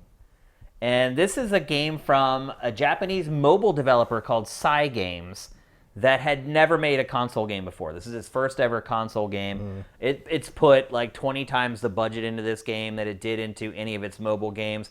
And I gotta say, it looks pretty darn good. Can you think of any other developers that started in mobile and then moved to consoles? I can't think of any. I mean, did Capybara kind of do that with Sword and Sorcery? Didn't that come out mobile first? And wasn't that iPad first? Maybe it did. But then they still don't have Below Out, so they're not really. I mean, So they did console ports of Sword and Sorcery. Oh no, they did Super Time Force. Oh, right. So yeah, I guess they did that. I mean, unless they made something before that, I feel like Sword and Sorcery was the first that was on mobile first. This game is kind of a cross between Dark Souls and Monster Hunter. Surprise, surprise. I don't know what took so long for them to make one of these games, because those are kind of the 2 hottest things right now in the industry. At least as far as games coming out of Japan, it's like the 2 hottest things. It also seems to be taking a page out of the Team Eco art design aesthetic. Yeah. Like the lighting has a similar quality to like Shadow of the Colossus. Yeah. All things I'm 100% okay with. Yeah. A game with Team Eco's art, Dark Souls difficulty, and then the giant creatures from Monster Hunter. I mean, from a mobile developer, I think this game's looking pretty darn good. Yeah, I mean, it's going to come down to how it feels. Yeah, ultimately. That secret sauce, we'll see if they can figure that part of it out. Here's a surprise, Matt. Final Fantasy Crystal Chronicles is being remastered for Switch and PS4. We just talked about that game. Square has to put something out. Yeah, we just talked about this game, a few months ago. Yeah. We went on a little tangent talking about Crystal Chronicles. For those of you who don't know, this game originally started as a cooperative GameCube game where you could play with GBAs connected to the GameCube with GBA link cables. Yeah, it was like this and Pac-Man Versus were the 2. The only things that used it. It was the only things that really used it, but it was 2 years of E3 conferences with Nintendo just droning on about connectivity. Yeah. Connectivity. Oh, and the emphasis has to be on the first syllable. Connectivity. And it's just God, are you just stop? I mean, Pac-Man Versus was a lot of fun, it wasn't worth buying 4 GBAs, all the link cables, and all. I mean, it was. The Crystal Chronicles definitely wasn't worth spending all that money on. The Crystal Chronicles, because Crystal Chronicles was also sort of a if you weren't around at the time. I mean, you probably had to be our age to really be properly disappointed by this game because you had to have been a Final Fantasy fan from back in the Super Nintendo days, and then you had to live have gone through the PlayStation era where Final Fantasy moved over to PlayStation, and then at the beginning of the GameCube era, suddenly it's like, oh, Square and Nintendo are back. I mean, there was a Penny Arcade comic about it, where it was just Gabe wearing a hat that said Square and I think it was Square and Nintendo together again, suck it. Yeah. And it's just there's 2 panels of them staring at the hat, and then Gabe just says, I got a new hat. And that's how big a deal this was that's all you had to say about it. And then it finally was revealed, and it's a top-down 4-player cooperative game where one person has to carry a bucket constantly. Yeah. It's what amazing. happened was Nintendo fans were very salty because Yeah. Final Fantasy VII was originally announced for N64. And so a lot of people bought the N64 assuming they were going to get the next Final Fantasy on it. Square announces, and it was just Square at that point. It wasn't Square Enix yet. Square announces, no, we're going to put the next Final Fantasy on PlayStation. Nintendo fans are really pissed off because they had supported Square all that time. And there's a really good, I can't remember who did it now, but it was a really good feature. Was it Polygon? Polygon or something? It was a feature that came out last year, I think, about, they're interviewing all the Final Fantasy devs. Oh yeah, it was Polygon. Yeah, and like great. it's the story of how Final Fantasy VII ended up on PlayStation, and like, yeah, if you want to know why Nintendo has third-party problems and going back 20 right years, there. Yeah. go read that article because like You can find it on SIFTD. Just go to Final Fantasy VII's game page and then sift the page by features, and it should be just one or two down because it's they're really not, interesting. They're not doing a ton of features on Final Fantasy VII at this point. But it's really interesting in part because normally you don't see a lot of Japanese developers speak this candidly. Yeah. But I guess it's 20 years later and like really no one cares anymore. And they're too old to care. They're like, I made my money. It's like and they speak very frankly about what happened with Nintendo and Sony and them and how Nintendo reacted to Final Fantasy moving over to PlayStation and how they were basically told to never call them again for like 4 years and like. Well, then what happened with this is, so you go through the whole N64 era, no Square on N64, GameCube launches, don't hear anything, and then Matt Casamassina broke the story that Final Fantasy was coming to GameCube. Yeah. But nobody knew anything. Yeah, the idea of Final Fantasy having like a weird spin-off like this was not really part of the thought process at the time. And then everyone's like, oh my God, Final Fantasy, and everyone trusted Matt, because Matt broke every Nintendo story back then. Everyone's like, oh my God, what could it be? And he was very good at it. He was, He did not report nonsense. He was, yeah. I think he may be coming back, actually. I think he left Apple and he may be coming back to games journalism, believe it or not, which is awesome. But anyway, he broke Final Fantasy was coming to GameCube. And of course, it was just like a megaton bomb. Everyone's like, oh my God. And then as it turns out, it was, well, how did you describe it?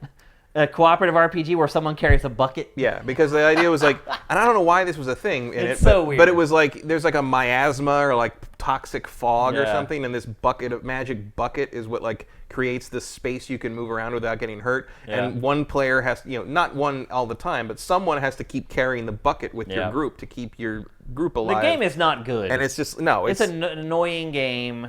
It's not that big of a story that they're remastering it. I don't think. I think a lot of people maybe will buy it and play it and be like, "Oh God." What? I mean, I'm sure there's people that like were 10 and 10 and for some reason had 4 Game Boy Advances and a bunch of Link.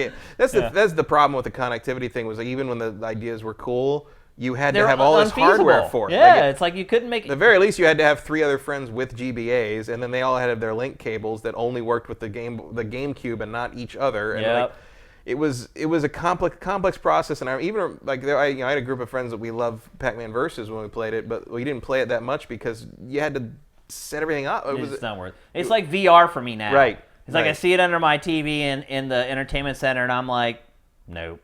Yeah. I just don't want to drag all those wires out and reconnect I look at the everything. PlayStation VR and I'm just like, you'll come out when Ace Combat 7 comes out. Like I'll see you in January. That's it. Along with all the food in my stomach.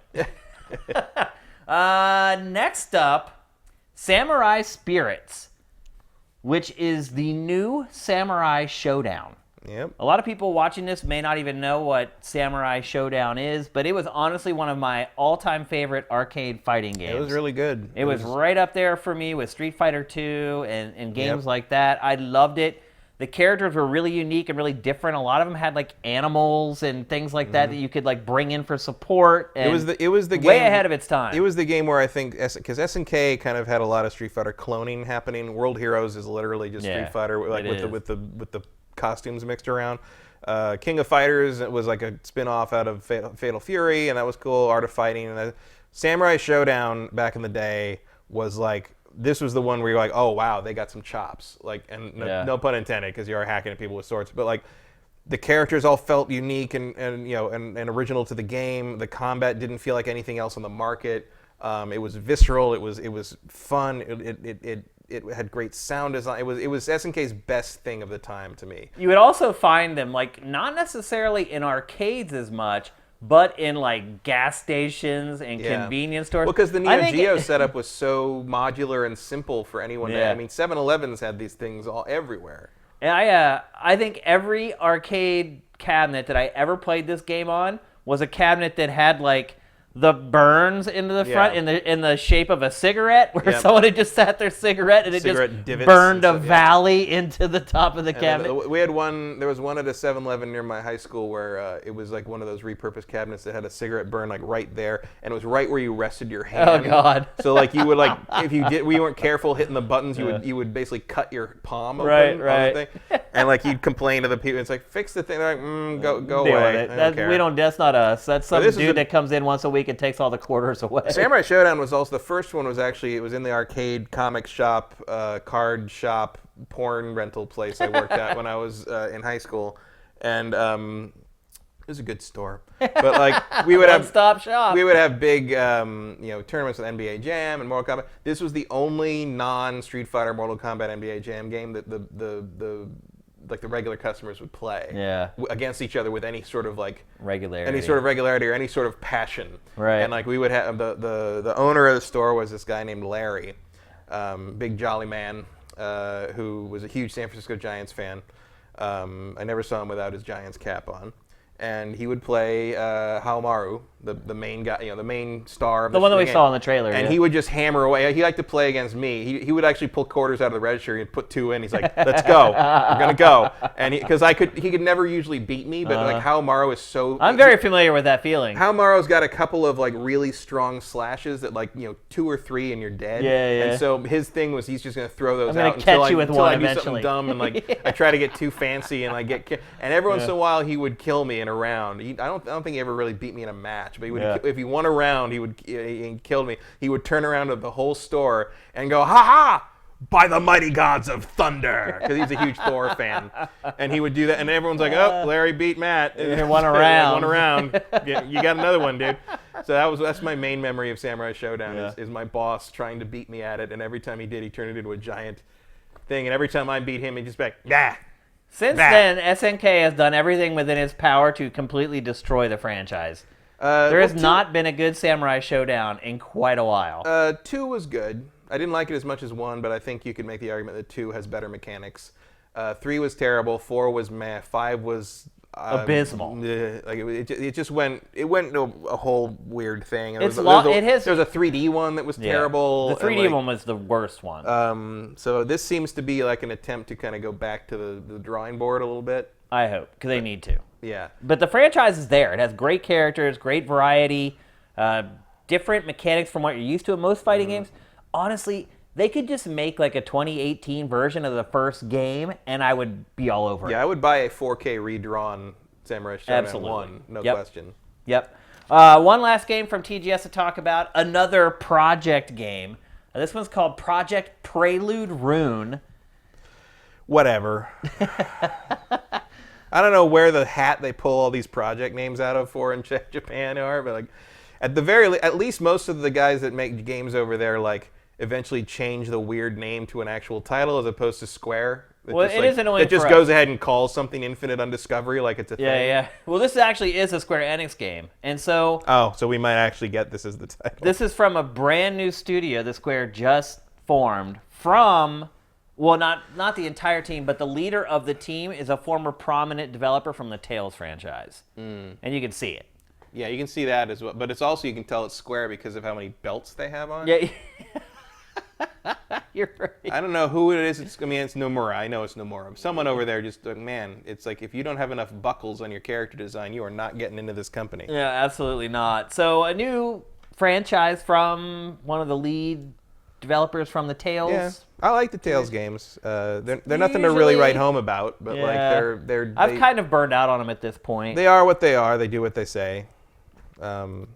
They are what they are. They do what they say. You're never not going to get what you think you're going to get from them. No, you're right. You know what to expect, and it almost always delivers exactly what you expect. It's a very dependable middle-of-the-road hamburger. It is, absolutely. So that's the big stuff from TGS so far. Now, the show hasn't even started yet. It doesn't even start till Wednesday. Yeah. And then it goes Wednesday, Thursday, Friday, and then Saturday, big public days. Most of the news will have broken by Friday, usually. At the least. There will be a stage show on Saturday or two that will break some news, but for the most part, by the end of this week, most of the big stuff should be out. Yeah, I mean, for the most part, I think people are just waiting to see if Death Stranding shows anything at all. Yeah, that'll be the big story. If we know something that you do in the game other than hike with boxes on your back. Yeah. And like I said, we'll be curating all the stuff from TGS we already have. There's tons of stuff from Tokyo Game Show already on SIFTD, so when the show's over, go and check it out. But now it's time to move on, and we're going to talk about a story. I talked when we started the show today. I talked about how we're not going to bury the lead. Burying the lead means the biggest story, but you don't put it front and center. Right. And so we talked about Spider-Man, undoubtedly the biggest game of this week. For some reason, it's spelled L-E-D-E. L-E-D-E, absolutely. You know why that is? What is that? I don't know. You're the journalism I major. do not know. I honestly do not know, but it's always written that way for whatever reason. But so here is an example some Latin of a thing. gaming publication totally burying the lead. So VG 24/7, we curate stuff for them all the time. They're great. They're really on it with the news. But they published a feature, and they don't publish many of these, but they published a feature last week about downgrades, video game downgrades, showing a game and saying this is what the game looks like. The game ultimately comes out and it doesn't look that good. And buried within that story, they spoke to someone who had worked at Ubisoft on a variety of projects. And one of the quotes was, when they were working on The Division, Ubisoft had a deal with Microsoft to make sure that the PlayStation 4 version did not look better than the Xbox One version for The Division. And consequently, Ubisoft essentially, for lack of a better term, throttled the graphics on the PlayStation 4 version of The Division to keep Microsoft happy. How do you feel about that, Matt? I didn't notice. You didn't notice? Yeah. I don't even remember which version of The Division I played. I played the PS4. Yeah, version, so did definitely. I. Yeah, so did I. Because early on in the generation, everything ran better on the PS4. Yeah. It was just default. It only took one or two games where I'm like, oh, I guess I better just buy stuff on the PS4. Because resolution-wise and frame rate-wise, it was almost always better on the PS4. Does this surprise you at all? Not especially. Really? I mean, It surprised the heck out of me. it's funny because this is sort of what people complain about happening with PC games, where because they have to run on the consoles, Right. they get held back or Right, whatever right. because PCs could be better. And this is another good argument for can you not skimp on your hardware, people, so these can all kind of have a parity to them. It's weird to me that Ubisoft would kowtow to Microsoft at that point, because Microsoft was so far in the dumpster at that point that it feels like you would have no real reason to do that. That deal was struck way before any before of they the knew fallout. how that was going to turn out. Yeah. I have a feeling it was. I don't know. Because otherwise, you're right. Why in the hell would I'm sure Ubisoft it's like a bells and whistles thing, which is not a huge deal to me graphically. Sure, I like a smooth frame rate as much as the next guy, but when I played the Arkham games on Xbox One X, it took me hours to figure out that wait, this is actually turned down lower in settings than it is on the PS4. Yeah. There's no paper blowing around in the Xbox One X versions. Really? In Arkham games, paper blowing around is big. That was the physics thing and all that. On the PC version, it's just it's like someone just shredded newspapers before you got there all the time. Yeah. There's none of that in the Xbox One version of the Really? remaster. It's gone. Because it had been taken out of the base Xbox One version. Yeah, because that remaster is awful. And instead of them using the fix any PC of it. version for Xbox One X, they use the Xbox One version. Yeah, the Xbox One and PS4 versions of Return to Arkham are completely remade games in the Unreal 4, and they're completely different from the PC version. The PC version still looks a little better in places, but there's improved textures here and there, and stuff. Some of it does look pretty good. But as the Digital Foundry review that you curate, it says it's basically turned down because of how they did it or whatever. It's turned down to settings below what you get maxed out on the PC. So a maxed out PC version is still going to be better looking than the supposed remaster on the consoles and on the Xbox. But again, I didn't notice that until I watched the Digital Foundry video, and I was like, oh yeah, I guess that is true. But you know what? I still enjoyed the hell out of Arkham Asylum. Yeah. And is it people? I mean, look, in general, people make a bigger deal about video game graphics than they should. Yeah, I mean, I played 100 hours of the Division. People always hang their hat on that stuff. It's like it's a skeevy thing for Ubisoft to have done, but like. Who is worse, though, in this case? Is Ubisoft worse for doing this, or is Microsoft worse for doing this? Which one are you more angry at? I'd be more irritated with the Ubisoft because they bow down and for money. They bent the knee a little bit, and it's like I expect Microsoft and Sony and Nintendo to do whatever it takes to win. Like that's the business. But Ubisoft doesn't have to play that game. Right. It's not like Microsoft is going to stop supporting Ubisoft games. You can't do that. They're too important. So they didn't have to. I would put more of the blame on Ubisoft for that, because like you don't have to do that. You could just tell them like, look, we're going to make them as good as they can be on every platform, and you're going to have to deal with it. And if you don't like that, maybe you should have made a system that was more powerful instead of putting all that crappy RAM in there. Consequently, I mean, Ubisoft is also the guilty party generally when we talk about downgrade gate or whatever. Right. Well, the Watch Dogs did set something of a tone. Yeah, Watch Dogs was kind of the first game that was really found guilty of that, or at least was held up as the first example. Yeah, I mean, the term bullshot goes back to that Madden screenshot for the 360. Yeah. Hell, you go back to the original old Apple Commodore days or Atari days, and like you'd see like. You look on the back of an Atari 2600 game, and they got screenshots from the 7200. Right. It's like they've always. You can't even get away with that legally anymore. No, I don't think you can do that anymore. But I remember buying Apple IIe games, and the screenshots on the back were all the Commodore version. And like the Apple IIe game does not look as good as the Commodore 64 version, I promise you. So like it's always been kind of a buyer beware market here. Do you think this is a case of something that's been going on for a long time, and it's just now been uncovered? I would think that this guy sort of mentioning it in that article sort of as an offhand thing would indicate that he's done it enough that he doesn't think it's anything unusual. Right. Yeah, that would be my guess. I mean, that's my wild guess on that, would be that. Because if it's not that commonplace, you would probably think twice about telling anyone about it, right? Exactly. Yeah, he doesn't work there anymore, though. Right. So he's off the hook. But still, that's a bridge burned. Yeah. If you think that if you think that would be a bridge burner, maybe you wouldn't do that, because you never know when you're gonna have to go back to one of the biggest employers in the game industry. Here's the thing: it doesn't bother me all that much, because again, it's negligible, the difference between these. Yeah, it's probably like the difference between this level of texture on this building or that, or like. The LOD out this far versus this far. Right. It's not anything that would have stopped me from.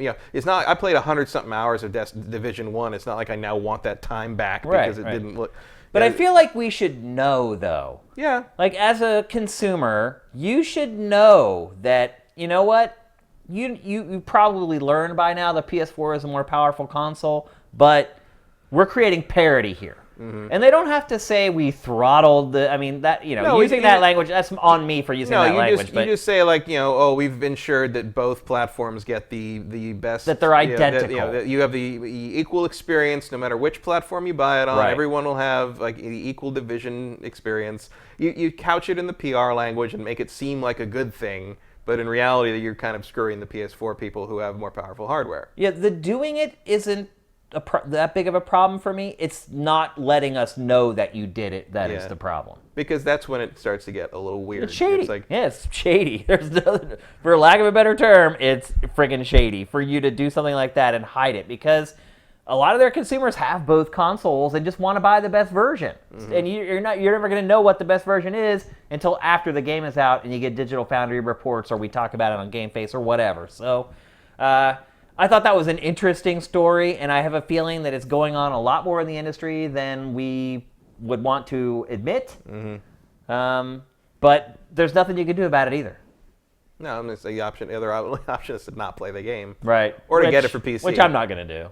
Or get it for PC. Right, yeah. Like PC end runs around a lot of these problems. But absolutely. Mm-hmm. But there's a reason why you pay $1,500 for a PC that can run stuff like this at 4K or whatever. So, Ubisoft. Those new cards are coming out. Here we go. Ubisoft. I agree with you. I also blame Ubisoft more than Microsoft. It's Microsoft's job to sell as many consoles as possible. I mean, that's what they're going to do. It's like, It's like when people get upset about Microsoft paying developers, in the early Xbox days, paying developers to jump onto the Xbox train, and it's like, but they're upset because they're taking them away from Sony. But it's like that's exactly how Sony took them away from Nintendo. Exactly. Yeah. Like that's how you play the game. That's how the game is played. Yeah. And so I don't fault Microsoft for doing that. I feel like Ubisoft could have been transparent and explained, look, these games are going to be the same, and we did that on purpose. The Microsoft thing is like, hey, it doesn't hurt to ask, right? Right. It doesn't hurt to ask them to do a shady thing, but like that doesn't mean they have to do the shady thing. Yeah, and as long as we don't have to do the shady thing, right, we can just ask somebody else to do it. It's freaking funny. So there you go. Ubisoft, once again, for whatever reason, always gets caught up in these graphical debates. I think part of it is just because they're so big, and B, they work so far ahead, and C, they're willing to show us that stuff. Yeah. Like, Watch Dogs 1, that Watch Dogs 1 early footage, that was before anyone had announced any of the new systems, and they wouldn't even, no, we're just doing it, we're just, working on this thing. And people would ask, is this the PS4, or is this, they're like, no, it's just a thing we think games might look like this one day. Right, and I was like, it was just like, come on, because it was a year, I think it was a year before that anybody had even announced the new system. So like, Ubisoft likes to jump that gun and create some buzz, and this is the cost. Like, look at because mostly it works out for Ubisoft. Yeah, well, because they're a little bit. It builds a lot of hype behind it. Builds hype, but it's also Ubisoft is a little too big to fail in terms of like how much stuff it has and how many must plays it puts out to the mainstream audience, to the widespread audience. Whereas like and to the point that they're insulated from that enough that they don't really care. Whereas like look at someone like CD Projekt Red, who's now super paranoid about putting early footage of things out because people still whine about Witcher 3 not having the same lighting. Yeah, you're right. So it's there's a case of it's your fault that this is happening. Right. If you weren't scrutinizing games before you should really be scrutinizing them, maybe CD Projekt Red isn't that way. If it didn't get vilified and for all the scrutinization, you didn't catch the division. Yeah, exactly. So. Yeah. How funny is that? All right, let's move on. We're going to talk next about Battlefield 5. So, right when I got back, we published a play view for Battlefield 5 based upon the beta. For those of you who don't know, and a lot of people, for whatever reason, a lot of our patrons only watch Pactor Factor and GameFace. They don't watch any of the other content that we put out. So, for those of you who don't know... For those of you who don't know, Playview is... Although part of it is because I don't want to know what you think about things until we do this show. Yeah, sometimes. Exactly. You got to keep the conversation pure. Yeah. But anyway, Playview is a video preview cross with a Let's Play. So we'll tackle a lot of the nuts and bolts, like a well-cut video preview, and then we'll have a section of it where we just play the game and kind of show you what it's like to play the game. So for those of you who have watched the Playview for Battlefield 5, some of my stuff is going to be redundant, but Matt has also played the beta. And we're going to talk about our experience. Not a ton, because I was busy web slinging. Yep, understandably. I played a few matches. Understandably. This Battlefield 5 has got a lot of negative press, not even press really, just negative community sentiment. Negative chatter. Negative internet chatter for a variety of things that we're not going to go into. But I will say that because of that, I had kind of gone into this beta not assuming it wasn't going to be good, but my expectations were lowered a notch. And I hate that it impacted me, the fact that internet hive mind had an impact on my excitement to play a game, but I'm not going to lie either, and it absolutely did. So my expectations for Battlefield 5 were pretty low before I played it. And now that I've spent a good 15, 20 hours with the beta, it was all unfounded because it's Battlefield. Again, a lot of the stuff that people were complaining about was just weird, like cultural, political BS or whatever. But now that I've played the game, it's a good Battlefield game. Yeah. Would you agree with that? Yeah. I mean, I wasn't that thrilled about it because I don't care about multiplayer shooters. But I like Battlefield is probably my favorite of the multiplayer shooters in the long run, taken as a whole series. Like I've had the most fun playing Battlefield of all the military shooters, I would say. And I was pleasantly surprised by this. I think it looks really good. I think the changes they made to this with like the non-regenerating health, I think that all worked somehow. Like I was expecting it to be, and maybe there will be people that find a way around it or whatever. But when I was, you'd see people like enemies like way down there, and you'd take some shots, and they'd take cover, and like the firefights were really.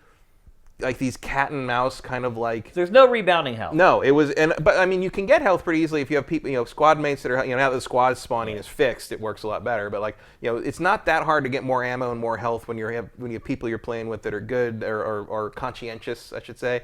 But like the combat with the enemy feels dangerous. It doesn't feel like this sort of like run, time to kill, death. Oh, gotta get back up. Hide. It doesn't. It's not like that Sit Call behind this dumpster. It's not like that Call of seconds. Duty thing where it's just like people just running into grist mills over and over. Yeah. Like it feels like you can get It's out, you more can thoughtful, survive for sure. and like they keep you can keep people's heads down with covering fire because you're so vulnerable to being hit and like not being able to get your health back immediately. Like I think it all works. It felt like a back and forth like battle and like.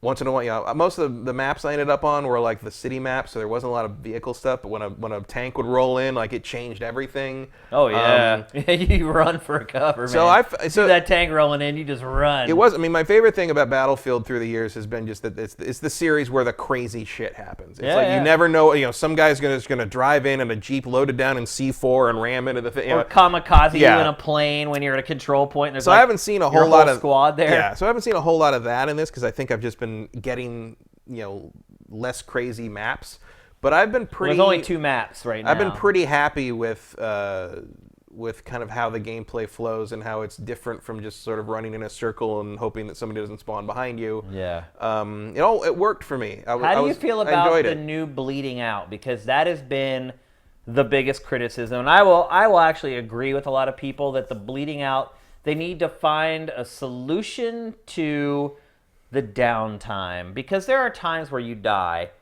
and there's no one around. No one's going to revive you, and they can't spawn on you once you're down.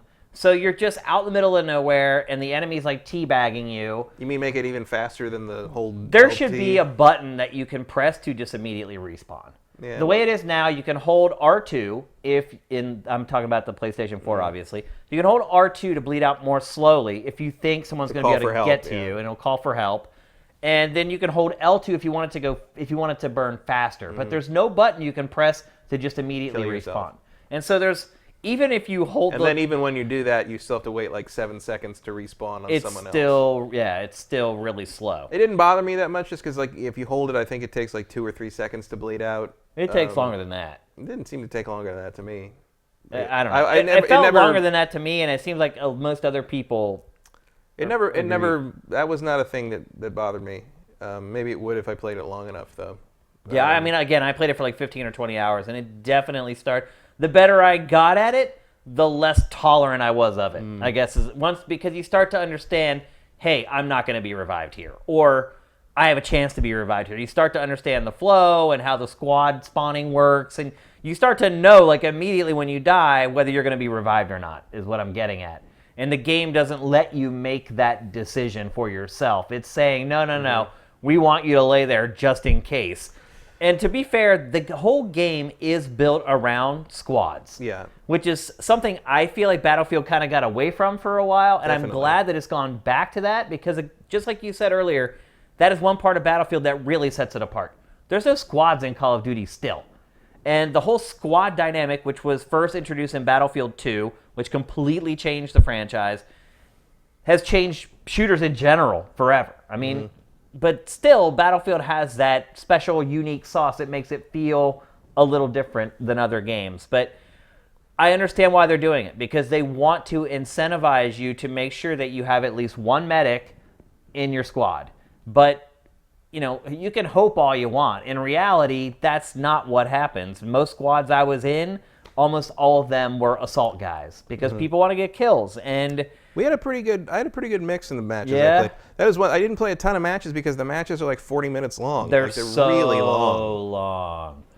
I mean, and again, that's kind of been a Battlefield thing all along. And it might also be just sort but of the commitment is a just mode ridiculous. thing. It's not. It's No? not. No. There's no like quicker I mean, version? in the beta so far, no. Not in the there's beta, but I mean in the final game there might be more Maybe. jump in and jump out sort of thing. But like this, you can jump in and jump out as you want. But this is if you want to keep your XP or whatever, Right. it's a commitment. Oh, it's insane. I mean, I played a match that was almost And every an hour time long. it comes down to like the last 7 frickin' tickets. Like every match I played was like a almost a sudden death thing. Really? Every time. I hardly ever played any close games. I think I played like 4 or 5 matches, and I think every one was like 5-0, 5 left, 0, 5-0, or 4-0, or 7-0. I mean, it came down to the wire every single time. Almost all mine would end with like 100+ tickets from the other team. Even when it was like we had deficits of like, oh, we're like 100 tickets, 200 You'd come back. Like they came back. Yeah, I just got lucky. I got some good you squads. Did. I got guys who were resurrecting me all the time. We were bringing people back, and like, we had no voice chat. There was no one was on voice chat. But there was a couple squads where, especially yesterday, I had a squad where like we just clicked pretty well. Like it was, if I cared at all, we probably would have traded gamer tags. That has not been my experience at all. In fact, one of my biggest complaints about the game is that you join a server mid-match, and almost always when you join the losing team. Because no one's going to leave the winning team because they want to get their XP. But if you're getting your butt kicked, you leave, it opens up a slot, you get mashed into that slot, and you join the game, and you're like 200 tickets down, right, and there's still like 40 minutes left in the match or whatever. Battlefield is never going to be the pick-up-and-play shooter like Call of Duty is, and I like that about it. But you have to find a happy medium. Like, I feel like they need to drastically lower like the number of tickets per match. Like 30 minutes I can tolerate per match. Even then, I think that's pushing it for the average player. But you get over 30 minutes, I mean, that's insane. Yeah. I also don't think you level up fast enough to warrant that kind of time per match. No, you're right. Like, if you're good, like my best matches, when I was low level, I could maybe gain a level per match. But that's a level for an hour of playtime. I was getting like 2 levels per match most of the time, which was okay, but then you think about it, that took me an hour. And like, it's just a lot of time. And the way the upgrades work in this, like the way the loadouts work, it's like you're not, like your guns. Like in Call of Duty, they do a great job. They called it gun porn for a while with Call of Duty, snapping all your attachments on with your Pick 10 system. In this, all the attachments in the game don't actually affect the performance of the gun. They're all cosmetic. So if you get a new like sight, or you get a new stock, or a new barrel, or a new grip, it's all cosmetic. It doesn't actually affect how the guns work. Well, the sight seemed to make a difference in that I could see what I was aiming at. The sight is the only thing. So you can have like an iron sight, or you could have like a red, like not a red dot. Like I had like a yellow dot sight.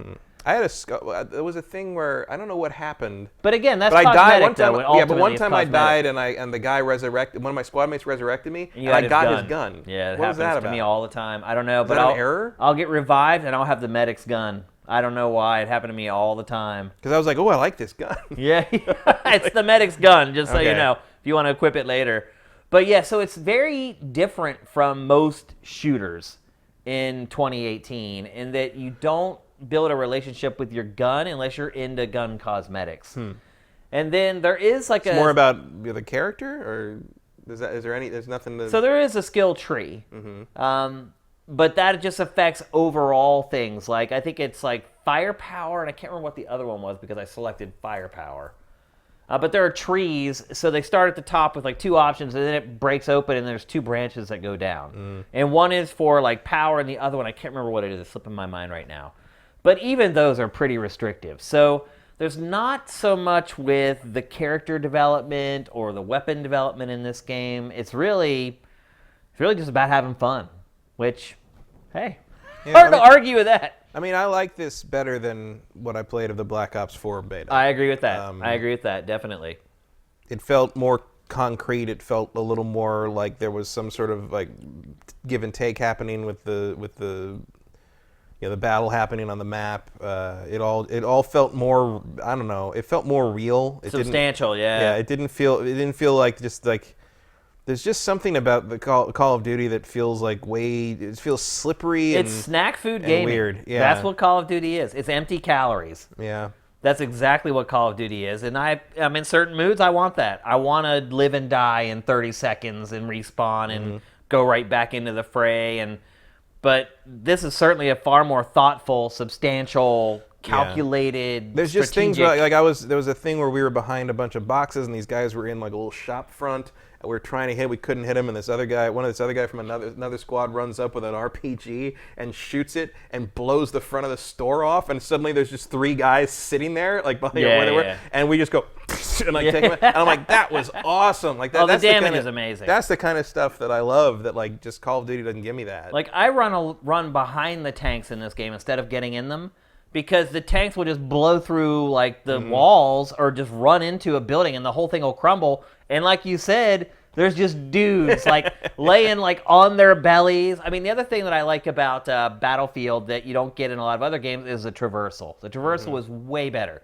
Whether you're talking about just vaulting over objects or running very quickly over complicated terrain or just how you can go prone. And that has a damage thing now, where like you take more damage when you're running and you take less damage when you're prone. Yep. Which is a pretty neat And mechanic. also, when you go prone in this game, you can go on your back, which is something you can't do in most shooters. You can get on your back and you kind of use your knee as a tripod, and that also helps with the damage and the aim. I mean, it is just a more complex, thoughtful shooter than Call of Duty, and there are certain times in life where I want that. But I think the overarching theme that I got from playing this beta is that this game is fine. It's a Battlefield game.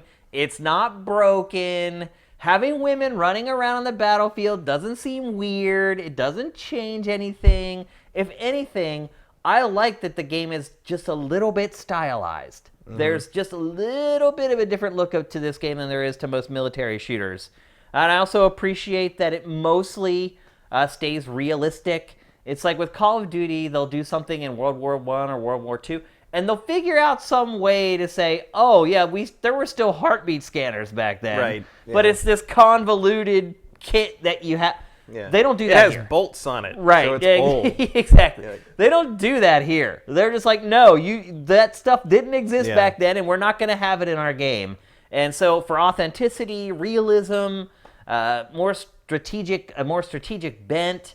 It's for a different kind of player, but you can still get the same thrills that you get out of most other shooters. So. I mean, the more and more I feel like, especially in light of the announcement that the 4th part of the campaign isn't going to come until after launch, it feels like this game should have been pushed to next year. Yeah. It feels like something happened. They're way behind on a bunch of things. Well, Battle Royale's not coming at launch either. So there's 2 big modes that aren't going to be there. Like I just don't. I mean, but Conquest is going to be there, and that is what the bulk of people spend their time playing with Battlefield. But for someone who I'm more interested in the campaign for most of these, even though DICE doesn't do the best campaigns. I'm interested in the Battle Royale mode. I don't know. I'm curious how it's going to work with its because it's squad based. So it's like I think it's like 16 squads of 4. Yeah. I'll try it. It'll be something a little different. Yeah, and I think the mechanics of this game will make it interesting in the way that PUBG is interesting in terms of like, instant death is so plausible that like you have to be on your toes all the time. Like I think it can handle that. So we'll see. Am I gonna? Are you more hopeful or less hopeful after playing the beta? More, but at the same time, I still feel like this might not be the wisest launch day purchase of all time. It feels like not even just in the sense that like. It's not done. There's something wrong with it and I'm not done, but in the sense that like I feel like it probably is going to need to take a few patches to bake. Maybe I'll wait until they're done putting all the content out and see how that goes. But like, I don't see this being a launch day title for me. It's just especially when you start thinking about the competition that's bookending it. Yeah, I mean, it doesn't matter that much anymore because they delayed it a month. But like, so it's not going to be smack dab between Red Dead and Call of Duty anymore. But it's still in a very busy area, and it's not like I am burning to play the multiplayer immediately. So like I could see myself kind of just sort of letting this one slip away until sometime Q1. But even then, that's so this might end up being like a summer game next year for me, just because it's. And I mean, the thing about it is the community will still be there. Yeah, there'll still be plenty of people to play with. Of course, they'll be really good at that point, like really good. I went back and tried to play Battlefield 1 a few months ago, and I'd played 2 matches, and I was like, I'm outie. Like, you guys are way too good for me. I tried to because the maps come out, and they know all the maps, and like I only remember the maps from launch, and only kind of remember them. I tried to do that with Battlefront 2 a little while ago, and like, people have learned some tricks. They sure have. And you would have too if you had kept playing it, but we just can't. So, all right, let's move on. We're going to talk next about Anthem.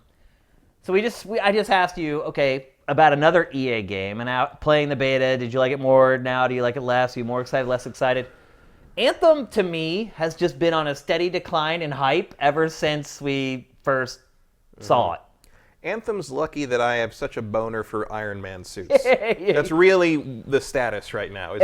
It's like you're gonna let me fly around in an Iron Man suit? Like you can get away with a lot. Yeah. But like, I don't know. Honestly, the thing that is propping Anthem up the most right now in my mind is how badly Bungie is screwing up Destiny 2 now, where they're pushing Destiny 2 back to being more of a PvP focused thing, and there is no faster way to get me to jump ship. We'll be talking about Forsaken next week. I actually have it. I just have not had time to play it. I haven't touched it. So it doesn't come out till Friday, right? I mean, I haven't touched Destiny 2 in forever. Oh, okay. Yeah, I haven't either since launch, but I do have Forsaken. I loaded it up for the last expansion, but then I couldn't play the expansion because I wasn't high enough level. That's my big problem with those games. And by the time I got to the level that I was able to play the expansion, I didn't care anymore. Well, I am going to play Forsaken. So now I got to play the expansion. I guess that'll be what I do while I wait for Forsaken, is I'll play the expansion of Destiny 2 that I didn't play before. There you go. Let's get back to Anthem, though. So looking at the data on SIFTD, we can look at a game and we can say, okay, typically debut trailer, huge, and then a steady curve down until it gets closer to launch, and then the views start ramping up. Mm-hmm. But if I compare the views of Anthem content on SIFTD to most other games, the fall has been far more severe from launch day, and it has not shown signs of starting to go to that upward trend as it gets closer to launch. Well, still got a ways to go. But not really, though. February. There's a lot of stuff between here then and now. Yeah, but they haven't really put much out. I mean, at least not that I noticed. Well, a lot of the stuff that you see for the game looks redundant with what you saw before. Right. And so they are putting stuff out. It just doesn't look that different from what they showed. Well, that's kind of also the problem they have, I think, is like my thing with Anthem here is like, well, the next step I have for Anthem is, well, I got to play it. Yeah. Like you can show me all of this other stuff you want to show me, but it's like until I get my hands on it and see how it feels, my opinion on it is not really going to evolve any further. Well, maybe this will evolve your opinion. The EA announced this week that all the story DLC for Anthem is going to be completely free. Yeah, cool. And look, EA says that, and BioWare says that that's because they want their user base to be unified, but do you think that's why, or do you think that EA is trying to do some damage control for BioWare? That might be some of it, but I think most of it is that they are counting on their microtransaction system to make enough money that they don't have to charge for the expansions. That's possible. Just a guess. Now remember, Titanfall 2 gave away all its DLC for free. Yeah, but I think I chalk that up to Respawn being Respawn more than anything else. But I mean, it's BioWare. BioWare's a good company, man. It is, but like BioWare, I think, is not in a position to call shots the way Respawn was. Yeah. And now Respawn wouldn't be either because Titanfall 2 did not do very well. Yeah, exactly. But I don't know. Part of this is probably just EA trying to find its feet in the aftermath of the loot box thing not working out for them. Do you think that's what was really my question? Is this EA just trying to create a make good? I don't know about a make good. I think they're just trying to find the equilibrium between making the money that their stockholders expect them to make and not pissing off people. Well, 2K this week came out and said, microtransactions and loot boxes are here to stay because and here's what they said, or it said, because some people just don't want to go through the grind. So what's your first response to that, Matt? Sure. No, your first response should be, then don't put the grind in the game. But like otherwise, there's no reason to keep playing. Because there's two reasons. It's so weird. There's two reasons to keep playing: the grind or content. Right. And they run out of content, so that's when you get to the grind. Right. Like, that's why I stopped playing these games. Right, that's why I stopped too. playing The Division. Yeah. That's why I stopped playing the first Destiny. Yeah. And it's why I stopped playing the second Destiny. And it's why I stopped playing The Division. So it's that they're bereft of new content. That's really the problem. Mm-hmm. It's not that people don't want to keep playing them. They want to. They don't want to keep playing the same crap over and over and over again. So the solution should be for these publishers and developers, let's give them more content, not let's let them pay to avoid playing the same crap over and over again. Their perspective, their position on it is just completely wrong. Well, it's not wrong though because it works. It works, right? So maybe we're wrong. I don't think we're. Well, I just approach it differently. Like whereas someone else might grind away or pay money to avoid the grind, I just stop playing the game. You know, like that's the third option is you stop playing the game Well, that's what I always do. until new content shows up, which is what I've been doing with Destiny. But like you said, a lot of times when that new content comes out and you haven't been grinding all along, you can't even consume the new content. Well, to be fair, the reason that happened for me was because I didn't play the first expansion. Right, because they had two things, and then two things came out, and I was two behind, and so that's why I wasn't at the right level. But don't you think the publisher should look at that and be like, well, that's wrong. Like, Matt Kyle wants to buy and play this. He can't. Well, Matt Kyle was dumb enough to buy the expansion, the season pass when he bought the game, so they don't need to worry about me. They already got you. But me, like, I would like to play some of these expansions, but you can't if you haven't been grinding along. And basically what they expect you to do is just buy into everything they're selling. Mm-hmm. And if you don't, you get squeezed out. And I feel like... Well, because they're after the people who, like, you know, that's what they play.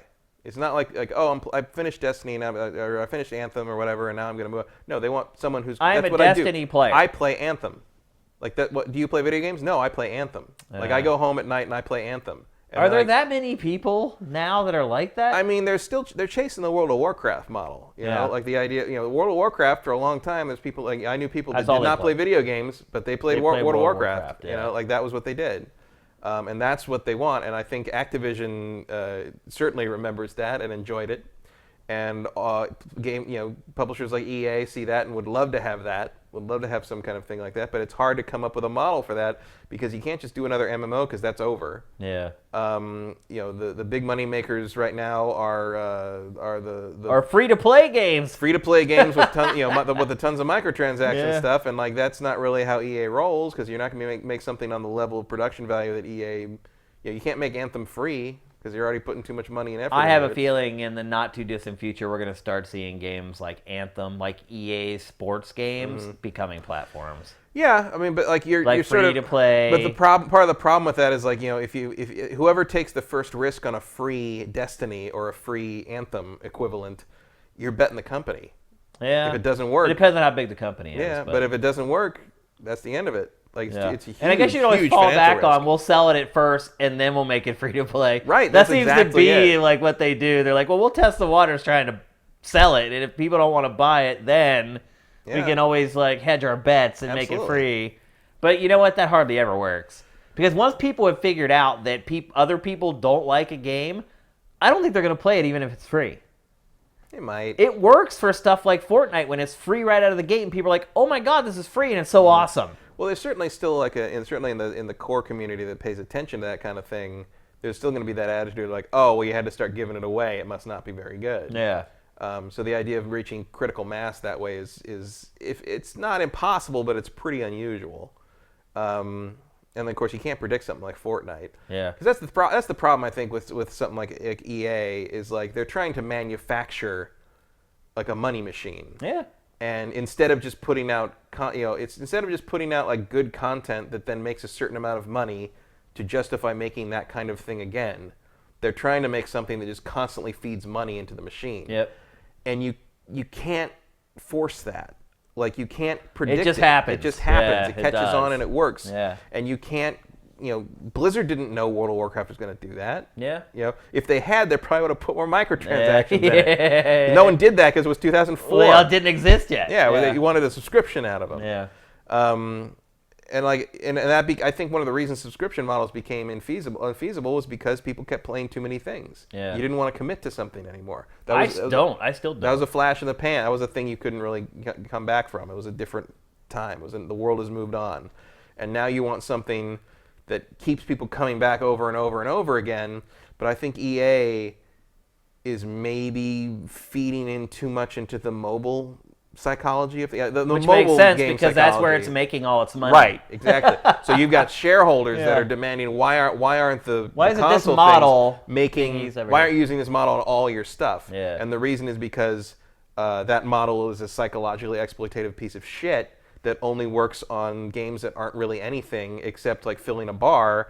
And if you try to it apply only it works to, on people who don't know better. Right. And if A you lot try of to mobile gamers aren't gamers like we are. They're like, hey, I kind of liked video. I used to play Pac-Man or whatever. Like it's just a thing to do. Killer. It's like it's a fidget spinner for your wallet. Yeah. And like people that come to Anthem aren't interested. You're not playing a BioWare game for that. I didn't start playing Mass Effect thinking, well, this is the only game I'm going to play for the next 2 years. Right. Like that's not a thing that I want out of a BioWare game, because at a certain point the story's got to end. That's also not what BioWare's good at. No.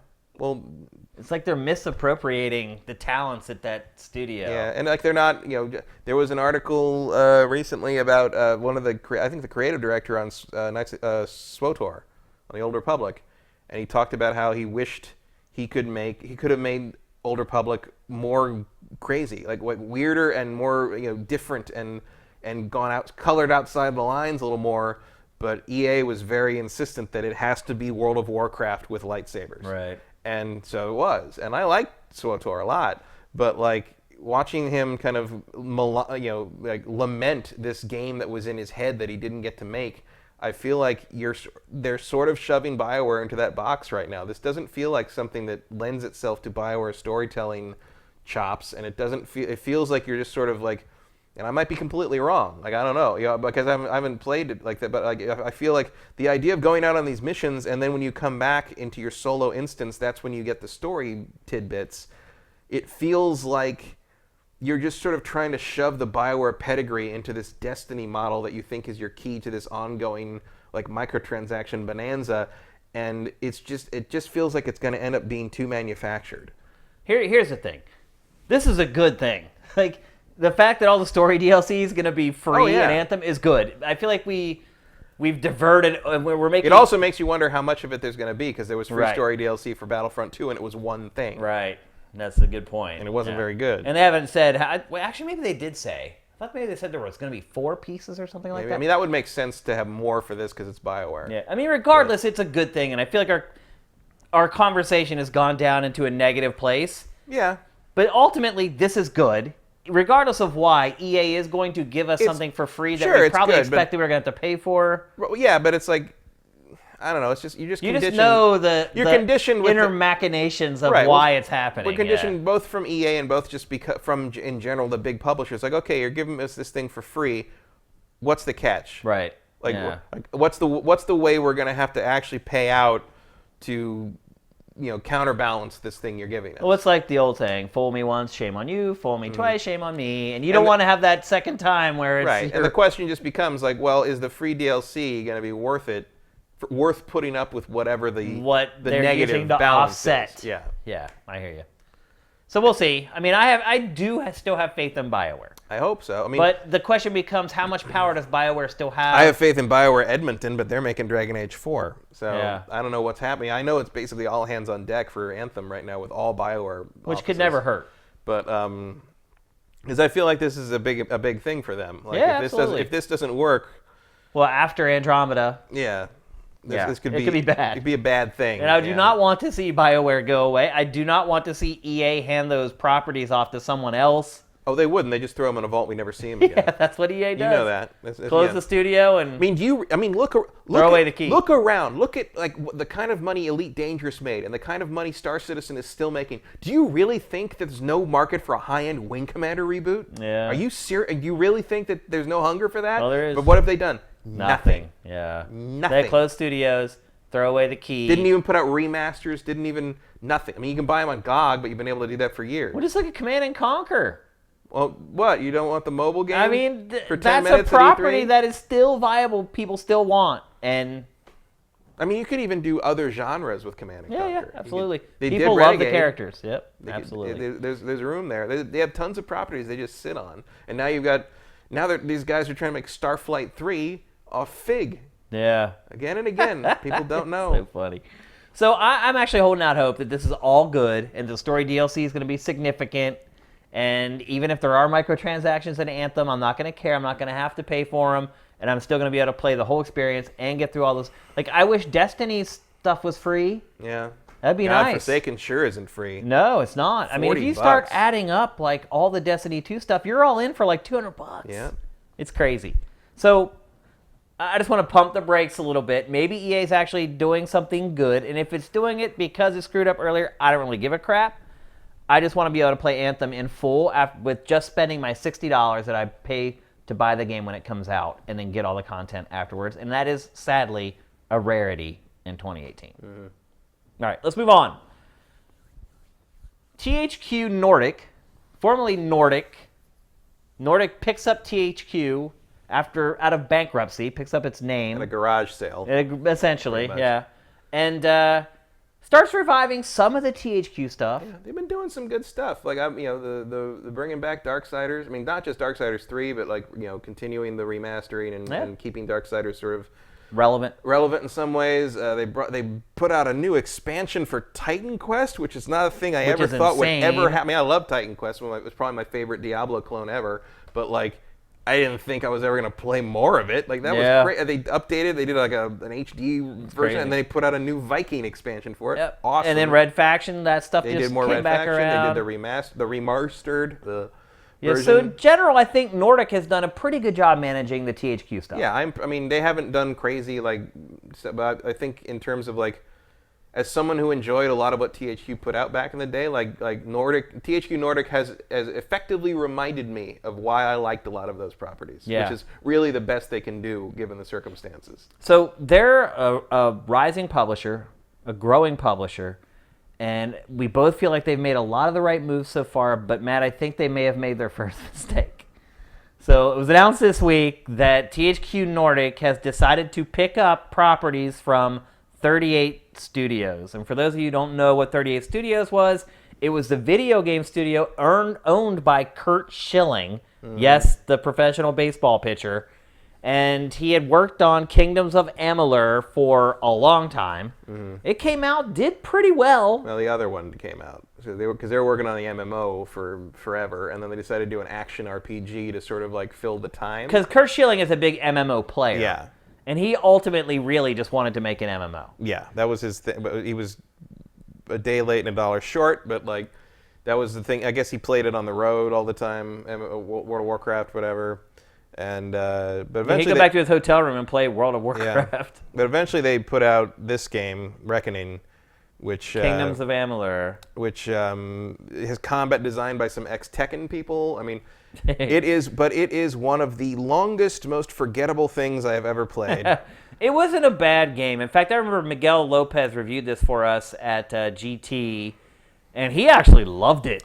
It wasn't a bad game, after but there he was played it nothing for there. a while, and he wanted to give it like a gigantic score. And I was like, I don't know, man. I played the first 10 hours of this, and I don't know if all that. I played 80 hours of this game. Oh, and it's gigantic. I couldn't tell you anything about the story. Because it's just the same thing over about and over. The characters. It's just the same two quests over and over and over with like a weird BioWare like conversation scheme that doesn't matter.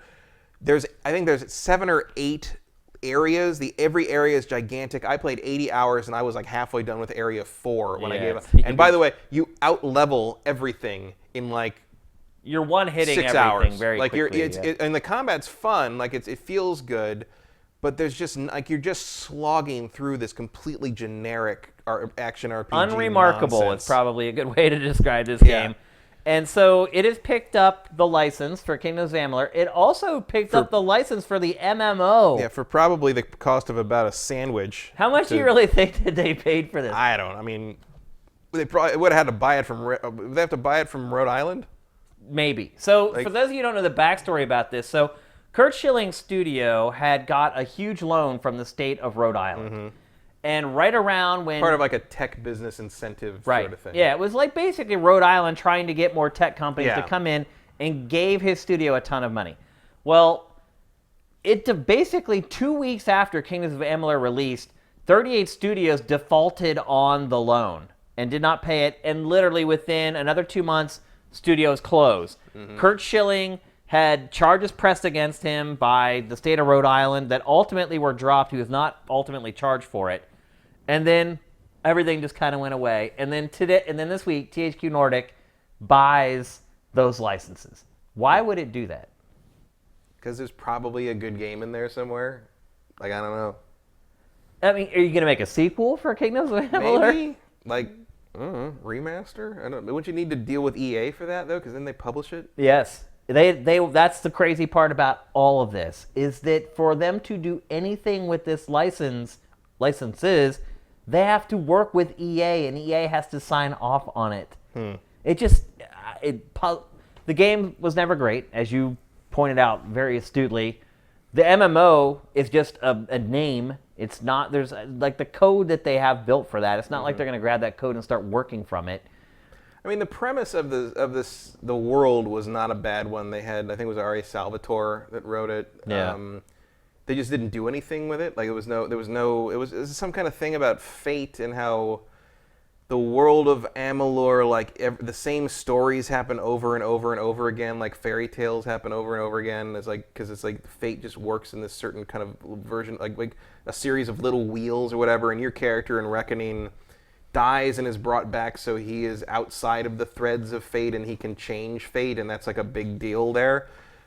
Which is an interesting idea, but the game does nothing with it. Like it sort of gives lip service to the idea, but like the summation of it seems to be like you can make purple threads of energy come out of you and kill guys really fast. Like that's about it. So I could see them kind of thinking like, oh, we could take this idea and turn it into something like in a kind of more of a BioWare RPG sort of thing that could really be an interesting idea, an interesting story. But like it seems like, you know, to some degree, you'd have to really be married to that story idea to do that, because no one recognizes this brand. No one cares about this brand. You could start a brand new brand that you own all the rights to and have every advantage that you would have if you used the Kingdoms of Amalur. Yeah. It's sold like crap. Maybe more, because no one would be associated with There's no negative connotation associated with it. So I'm completely puzzled and flabbergasted why this would happen. It was probably really cheap. That's the only thing I can think. But spending $1 for something that's worth a penny is never a good idea, right? I would have thought that about Titan Quest too. Oh, good point. I mean, they could release like a remaster or something with some fixes and there's some things in this game that were pretty broken that could have been helped, but like, I don't know what they're gonna do with it. Like, it seems crazy to even want an MMO at this point, unless they intend to just cannibalize all the stuff in that and rearrange the content into some new game. Yeah. I mean, if they got Darksiders 3 together in a hurry, so they did. Yeah. Maybe they got a plan here. They just want like a sword and sorcery thing. They don't want to do the work of like designing the world and design. You've got a ready-made template here. Just take these pieces and make something decent out of them. That could be a thing. Yeah. It would be, maybe that's easier to go to like a contract a developer and go to them and be like, okay, here's the property. Take this and make something that doesn't suck. Like, you don't have to do any of the legwork of getting to the point of like, what is this and what happens and what's the world and what does it look like. Just take this and make a game. That could be a thing they want to do. That's true. That's a good point. But it's, I mean, like I said, it could not have been that pricey. To me, no matter what they paid for it, even if it was $100, I don't think it was worth it. At the same time, people are talking about it. Yeah, I guess we are. Which would not have happened. We're actually talking about it because this was such a huge story about him and like and then after it closed, like his employees came out and said he was a total jerk and they hated working for him. Yeah, well, I mean, the reason it all came apart because he was not managing the company properly. Right. Yeah. I mean, it's not like the terms of what they were doing with Rhode Island were unusual or draconian or anything. It happens in France and Canada all the time. It's very standard. It's just like, it happens in North Carolina. Right.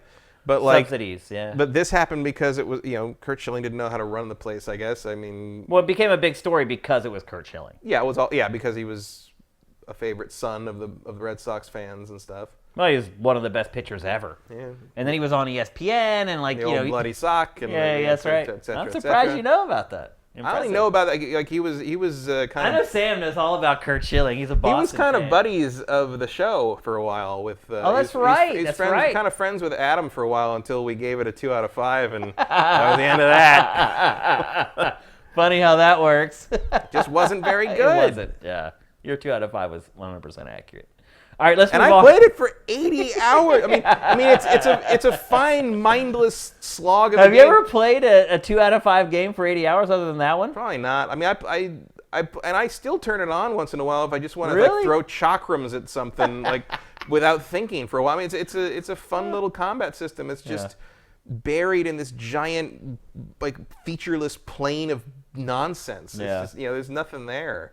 There's no there. That's that's the best way to put it. Nothing about that game ever caught my eye. No. Nothing. It's like, well, it looks better than I thought it would. Yeah. That was pretty much it. It's like, I don't understand this inventory Kurt system. Schilling made that? Cool. This doesn't take up inventory space, but this does? That's weird. Okay. I'm just going to keep picking these flowers, even though I've never needed them for any reason. All right, let's move on. So the Black Ops 4 beta, I told you guys not to delete it because they were going to update it as time went on. And today, the final update went live, which is the Call of Duty Black Ops 4 Blackout Battle Royale mode finally went live today. I woke up very early just to play it, to make sure I could play it and get everything done, pre-production for the show. And I spent, I don't know, probably about 2 hours, 2.5 hours with it today. Did you get a chance to check it out? No, I didn't even know that was up. Yeah, it is live right now on PlayStation 4. I think it's going to be live on Xbox One next week. Maybe Xbox One and PC next week. But right now it's exclusive to PlayStation 4. So if you were already in the Black Ops 4 beta earlier and you did not delete it off of your hardware, it will automatically update. You can go in there right now and you can play it. I guess the first thing I would say is that it's probably the prettiest, most polished Battle Royale game I've played other than Fortnite. I would hope so. It has a level of polish to it that I am not used to seeing in the genre, other than Fortnite.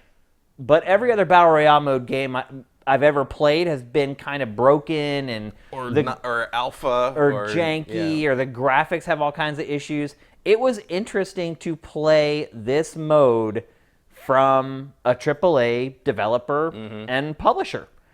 And then the other thing I would say about it is that it's also very, very similar to most Battle Royale games. So I had hopes that it would kind of work in the Call of Duty aesthetic into it, with like score streaks and perks and all that kind of stuff. And it does have that stuff. And also it has vehicles. Punch. Yeah, but the way it works is that all those elements What happened? are essentially... What do you mean what happened? Why didn't he shoot you more? This is the lobby. Oh, okay. This is like the pre-game where you just all hang out and act like idiots before the match actually starts.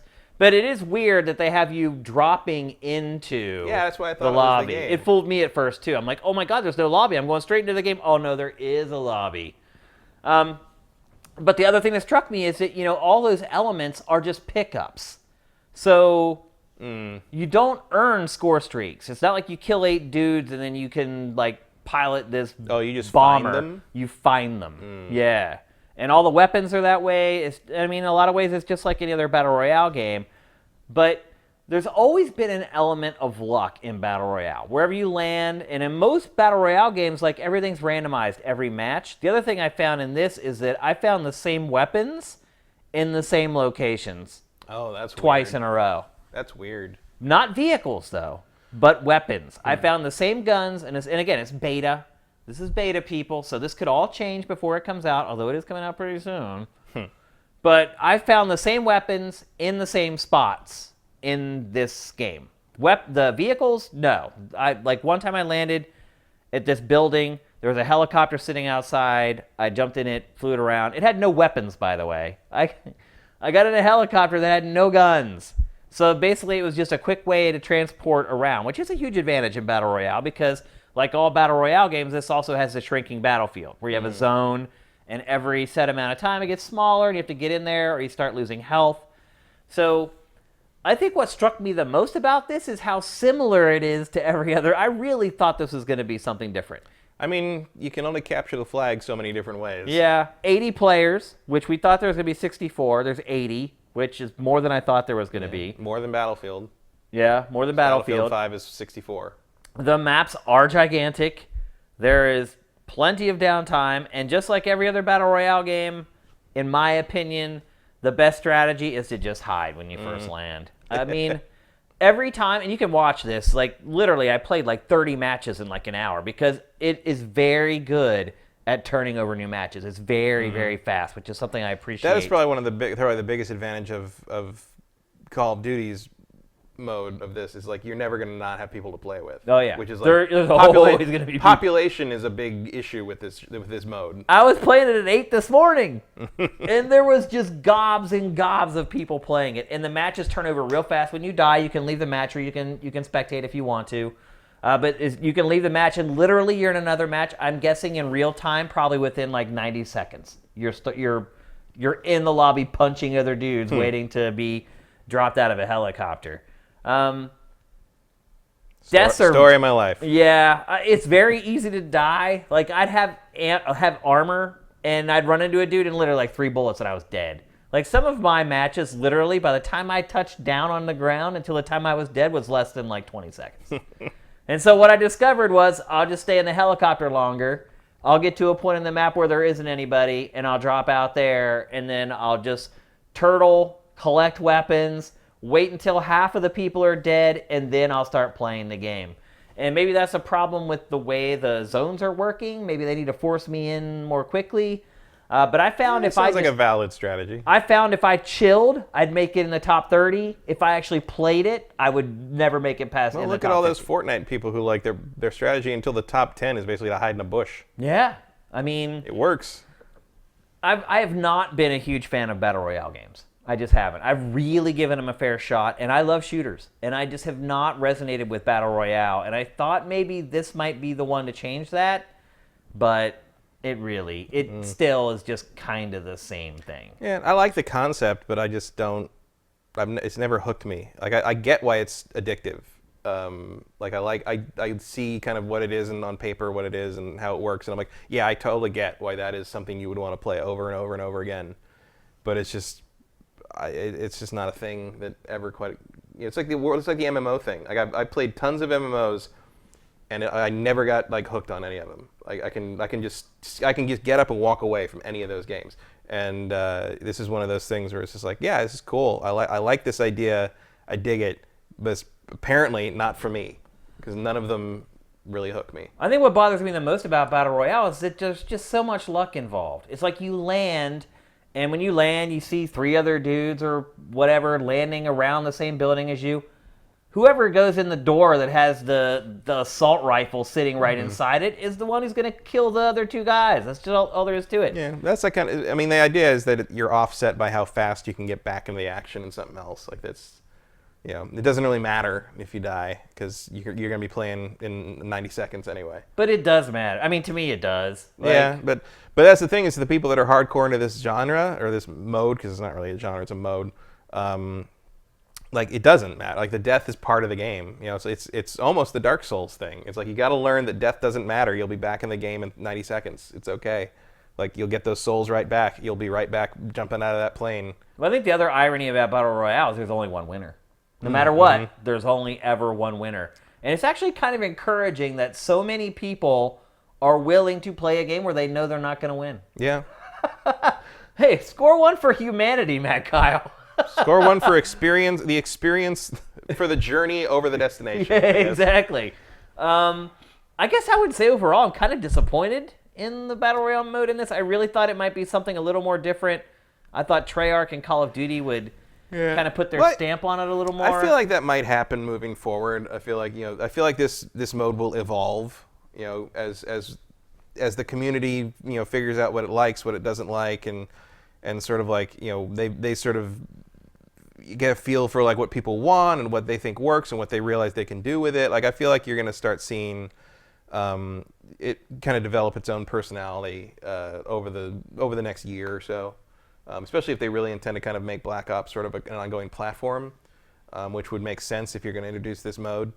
I feel it will develop its identity as it moves forward. It's also interesting to watch this engine in a game with these sprawling like the draw in and the pop in when you're like coming down from the sky. You never see that in a Call of Duty game because it's very controlled and they know what they're showing you. Also a PUBG staple. Yeah, absolutely. But it's funny, like, I thought this engine was more powerful than it is. Like, you see it in this context, you realize Oh no, they aren't rendering anything behind that building you're staring at. No, they're not. They're absolutely not. And this engine, I mean, they've been schluffing this thing around now for a good, 10 years at this point. Yeah, I mean, I'm actually pretty impressed by how this looks. Oh, it looks great. Considering. Yeah. I mean, it's probably the best-looking Battle Royale game. For whatever that's worth. Right, exactly. I mean, it's a low bar. But I think they adapted it to this mode very, very well. Like, it looks better than I would have thought. When I first started playing it, I was like that too. I'm like, this is the best-looking Battle Royale game I've ever played. And so there's a definite advantage right out of the gate. And look, it is glitch-free and tight, and it's the guns feel like Call of Duty guns. There's going to be an appeal for this. There's going to be a lot of people who maybe tried Fortnite or tried PUBG and was like, who are going to try this, and they're going to stick with it because it's familiar. Even though they're going to hate that they can't choose what guns they have. I mean, that's a big part of Call of Duty, not just choosing what gun you have, but then kitting it out with exactly what you want and the whole pick 10. All that stuff is out the window here, man. Like, you literally find score streaks just laying on the ground. It's so weird. Like, I was like, wait a minute. I just picked up something. Normally I'd have to get 10 kills to use. And I guess maybe in some ways it's kind of cool because you'll get to experience some of these kill streaks and score streaks that maybe you never did because you weren't good enough. Now you can just stumble across them and find them. Here's a helicopter. And this is the building where I found the same guns in the same spot, but the helicopter not in the same spot. This is the only vehicle I saw, period. It's the only one I ever got. I never saw anyone else using a vehicle the whole time I played it, which is kind of weird. But for whatever reason, I land next to this building, and there's a helicopter. And I was like, hallelujah. And then I take off, and there's no guns. It's just purely for transportation. That's it. You can't, I find this guy, and I'm like, oh, I'm just going to gun this dude. I can't. So I, land the helicopter in front of him, and then we run around in circles, trying to shoot each other. You didn't land on him? No, I was trying to. I was like, can I flip this helicopter over and use the blades to, chop him up and kill him? But yeah, it was weird that I got a vehicle, but I had no way to attack from the vehicle. But again, in Battle Royale... I mean, you probably would if you had passengers. Maybe. I mean, they could fire their guns. From absolutely. But as the helicopter itself did not have any guns that I could fire, which I thought was pretty interesting. So, well, I can see why that would be, because otherwise, because it's so luck driven. Nobody might be that nobody has a way to shoot you down. Well, the guy starts shooting at me with his machine gun, and my chopper starts smoking so bad that it almost blows up. So it appears that it doesn't take a whole lot to take your vehicle down, which is probably a good thing. Yeah. I mean, it's just one dude literally firing at me with his machine gun from the ground, and he almost drops my helicopter, and I don't hear anything hitting my helicopter either. Smoke just starts coming out of it. I'm like, okay, I guess it's about to blow up. That's some Battlefield 1942 action. Yeah. But, I don't know. It is beta, and there's the dude. I felt like one guy. I'm like, oh, I'm going to terrorize you. And then I'm like, there's no guns. He literally took me out. He took out my helicopter and me with just a machine gun. So I guess maybe that says something for balance. I mean, it's certainly the opposite way that Treyarch usually rolls. A lot of times they've had things where the vehicles were just dominating. Well, the other thing, too, is you said earlier, if there are guys in the chopper with me, but why would I have people in the chopper with me? Well, people it's team Battle up. Royale. You play with, your friends and stuff and team up and stuff. Yeah. There is, a squad system that isn't fully implemented in the beta yet, so I don't know exactly how it works. There's, a grayed out option for it, though. I mean, I'm kind of curious if that, is maybe what gets me into it, if the mode in Battlefield, because it's four-man squads. And that could be a little more interesting to me. But then again, I don't really have a regular squad for that. But who knows? Yeah. We'll see how it goes. So I guess I was overall a little disappointed in it, but still pleasantly surprised at the same time. Is that possible? Yeah. Parts of it I was pleasantly surprised by. Parts of it I was disappointed by. Part of it, I think, is like you say, it's it's seeing that mode done up with a budget. Yeah. For the first time. It makes a big difference, for sure. But ultimately, that isn't going to help it be fun. No. And I would argue Battle Royale may be one of the hardest things to really fine-tune and get right. Yeah. Well, it certainly took as far PUBG as long enough. Balance and everything, yeah. Well, I think half of PUBG's issues were just technical ones, Yeah. where they just had this engine that they never dreamed it would be as big as it is, and and then they're just kind of pigeonholed into, now this is the engine we build it on. What do we do? Do we scrap the entire game and rebuild it in a new engine? No, we're not going to do that. But yeah, obviously this one's built on a better engine, bigger team. And the other part, too, is that the post-launch support should be really good because it's Activision and Treyarch. Mm-hmm.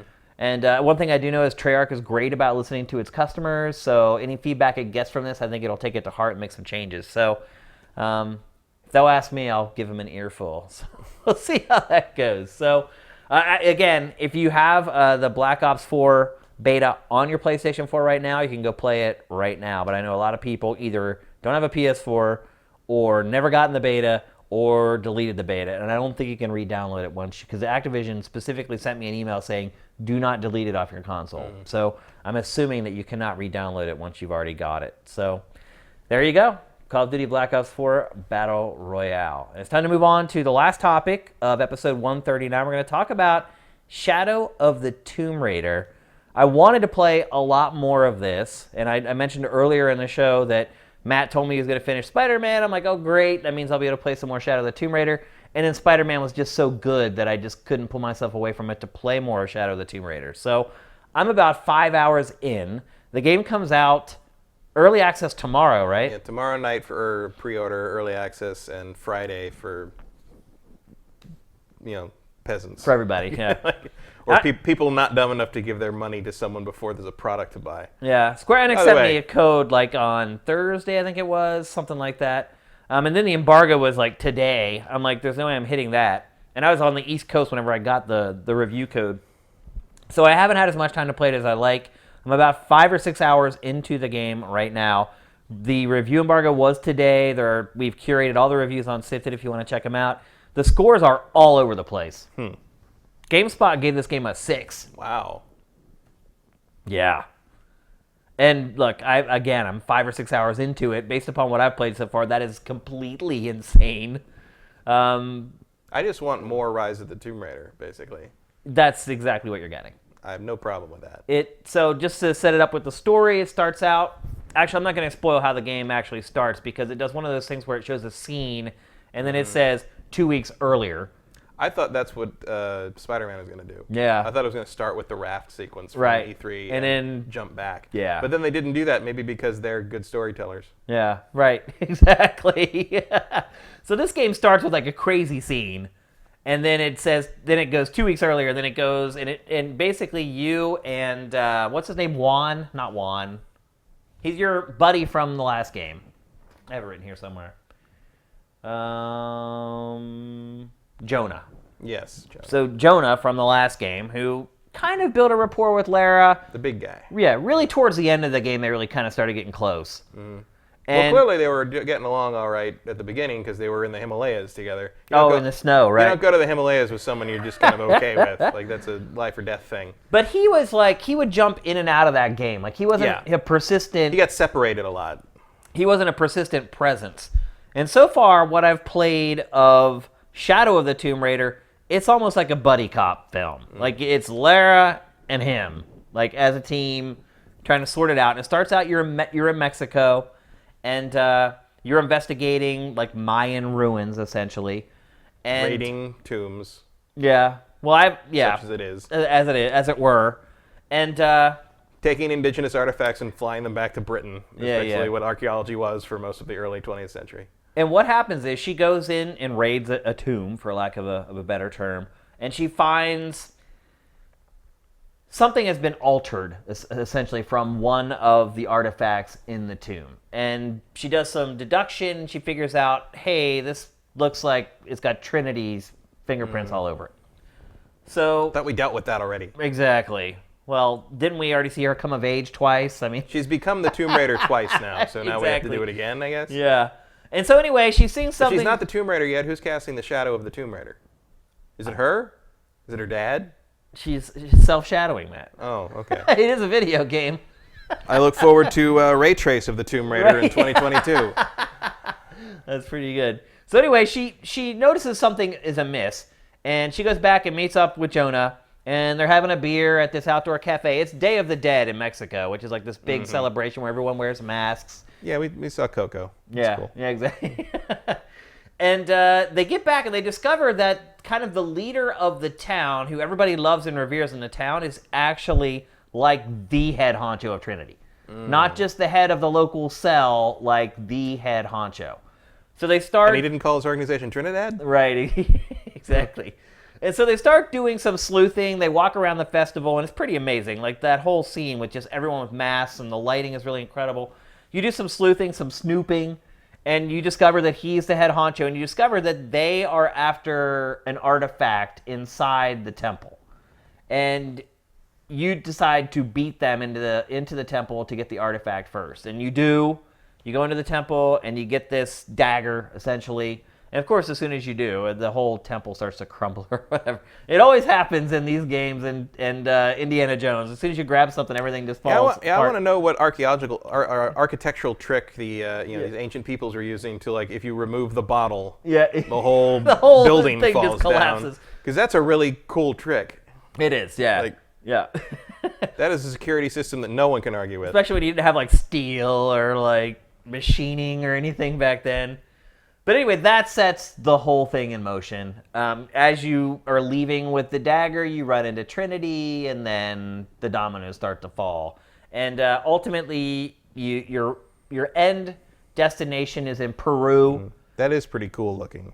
Oh yeah, it's incredible, dude. Like, and the graphics in this game are awesome. Like, it reminds me of like Hitman, where like you walk through those crazy crowd sequences and those things.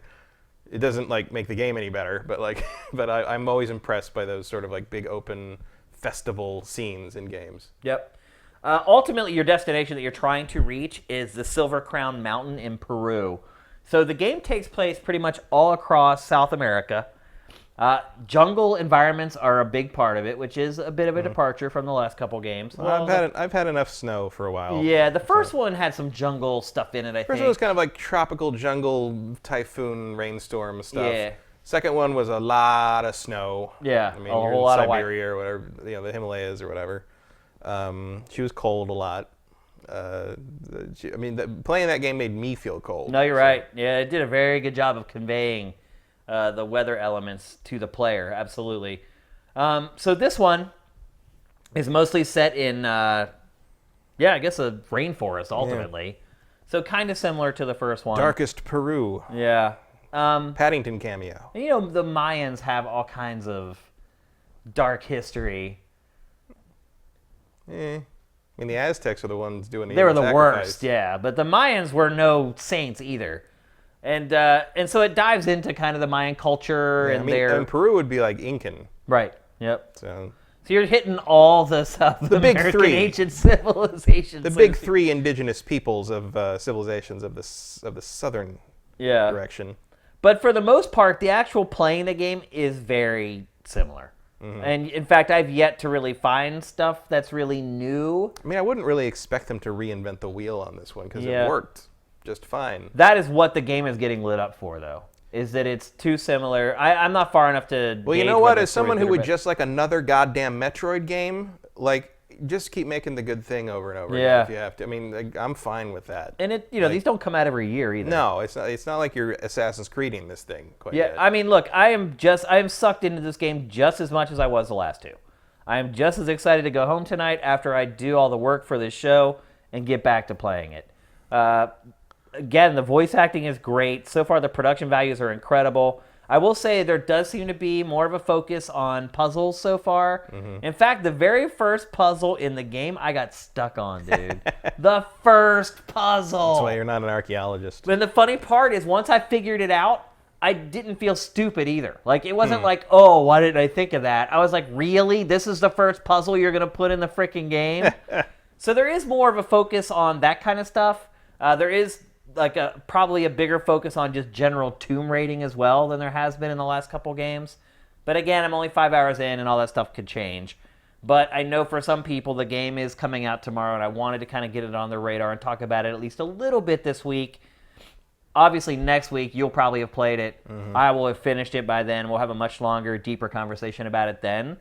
But I wanted to give people my initial impressions because I know some people have to decide whether they wanted to pull the trigger or not. And they saw all these conflicting reviews today. Literally anywhere from like a 6 to a 9.5 today in the first round of reviews. So I think what I would say overall, if you're someone who's sitting there saying, hey, should I pull the trigger on this?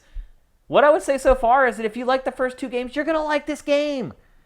It is the same game in a lot of ways, but so what? Those are great games, man. The first 2 Tomb Raider reboots are amazing video games. And if you don't think they are, then this is not going to change your mind. No, you're right. Yeah, you're right. And that's a good point. And if you maybe played the first one and didn't like it and tried the second one and weren't into it, this is not going to change your mind. It's the same. You're crafting a lot. You have base camps. You're constantly collecting trees and other resources that you need to craft with. The weapons so far have all been the same. You have your pickaxe, you have your bow. And only 1 pistol for some reason. Yep. Yeah, and they obviously... teased the 2 guns at the end of the first one, and then she never does it again. No, you're right. Yeah, you're right. They never did give you dual wielding. No. She uses 2 at the end of the first game. Yeah. And then they never went back to that. I never even thought about that. That's crazy. But if you maybe that's why she's not the Tomb Raider. Maybe that's why she's not the Tomb Raider yet. That could be. Maybe at the end of this game, she finally gets 2 guns.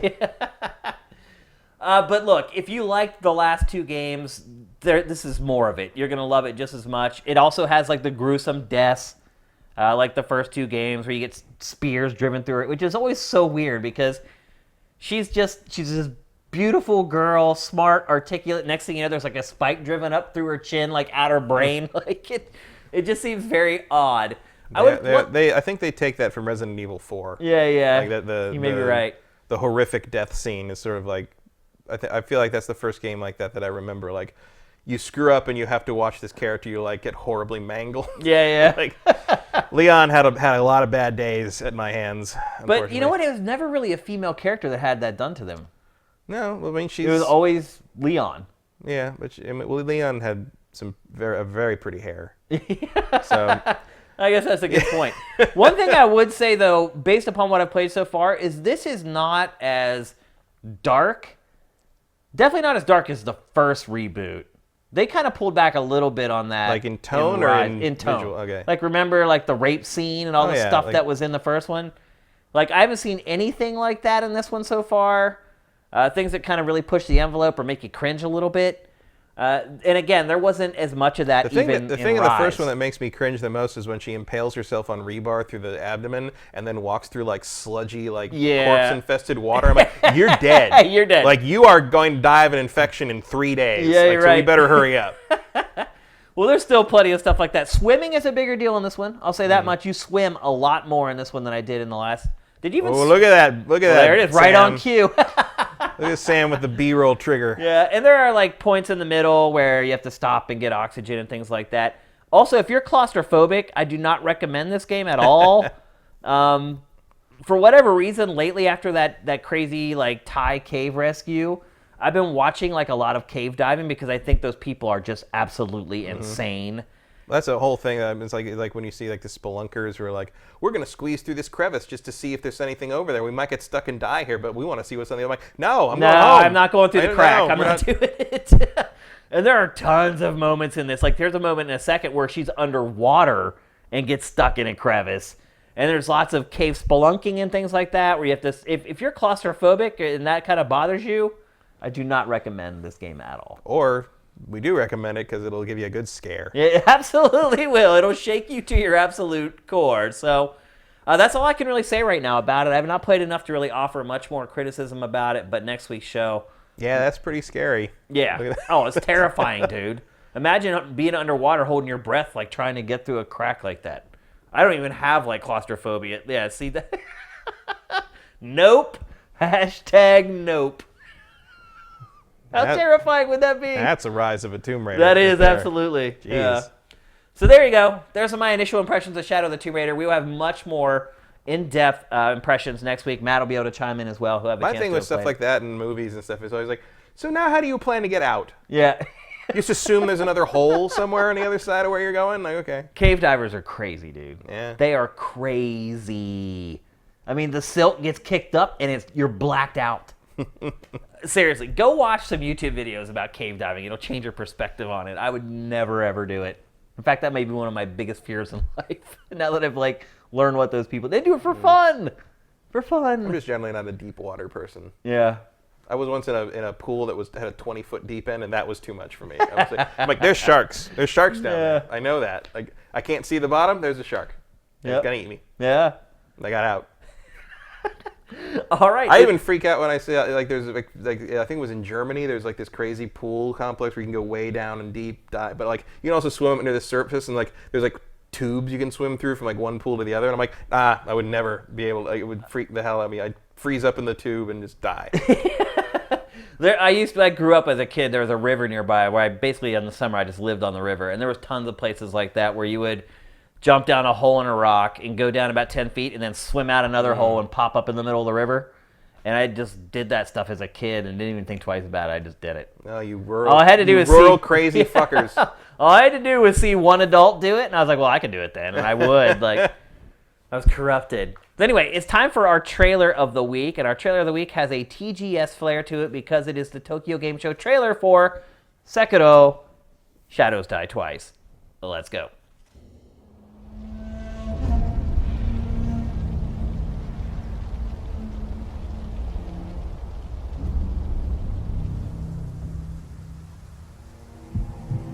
たとえひとたび敗れるとも命を落とし主を必ず取り戻すそれが我が忍びなれば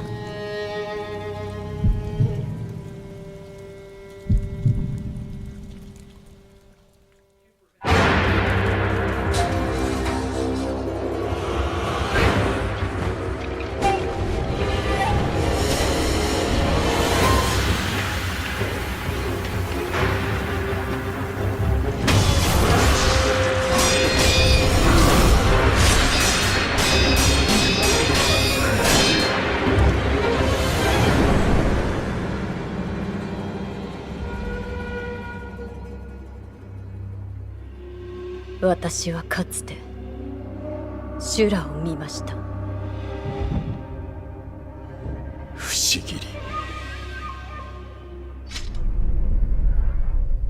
確かにもらい受けた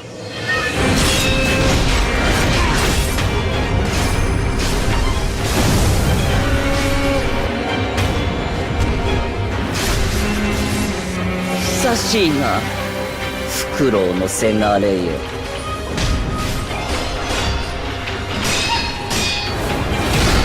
邪魔立てするか巫女の忍び狼よ我が血と共に生きてくれ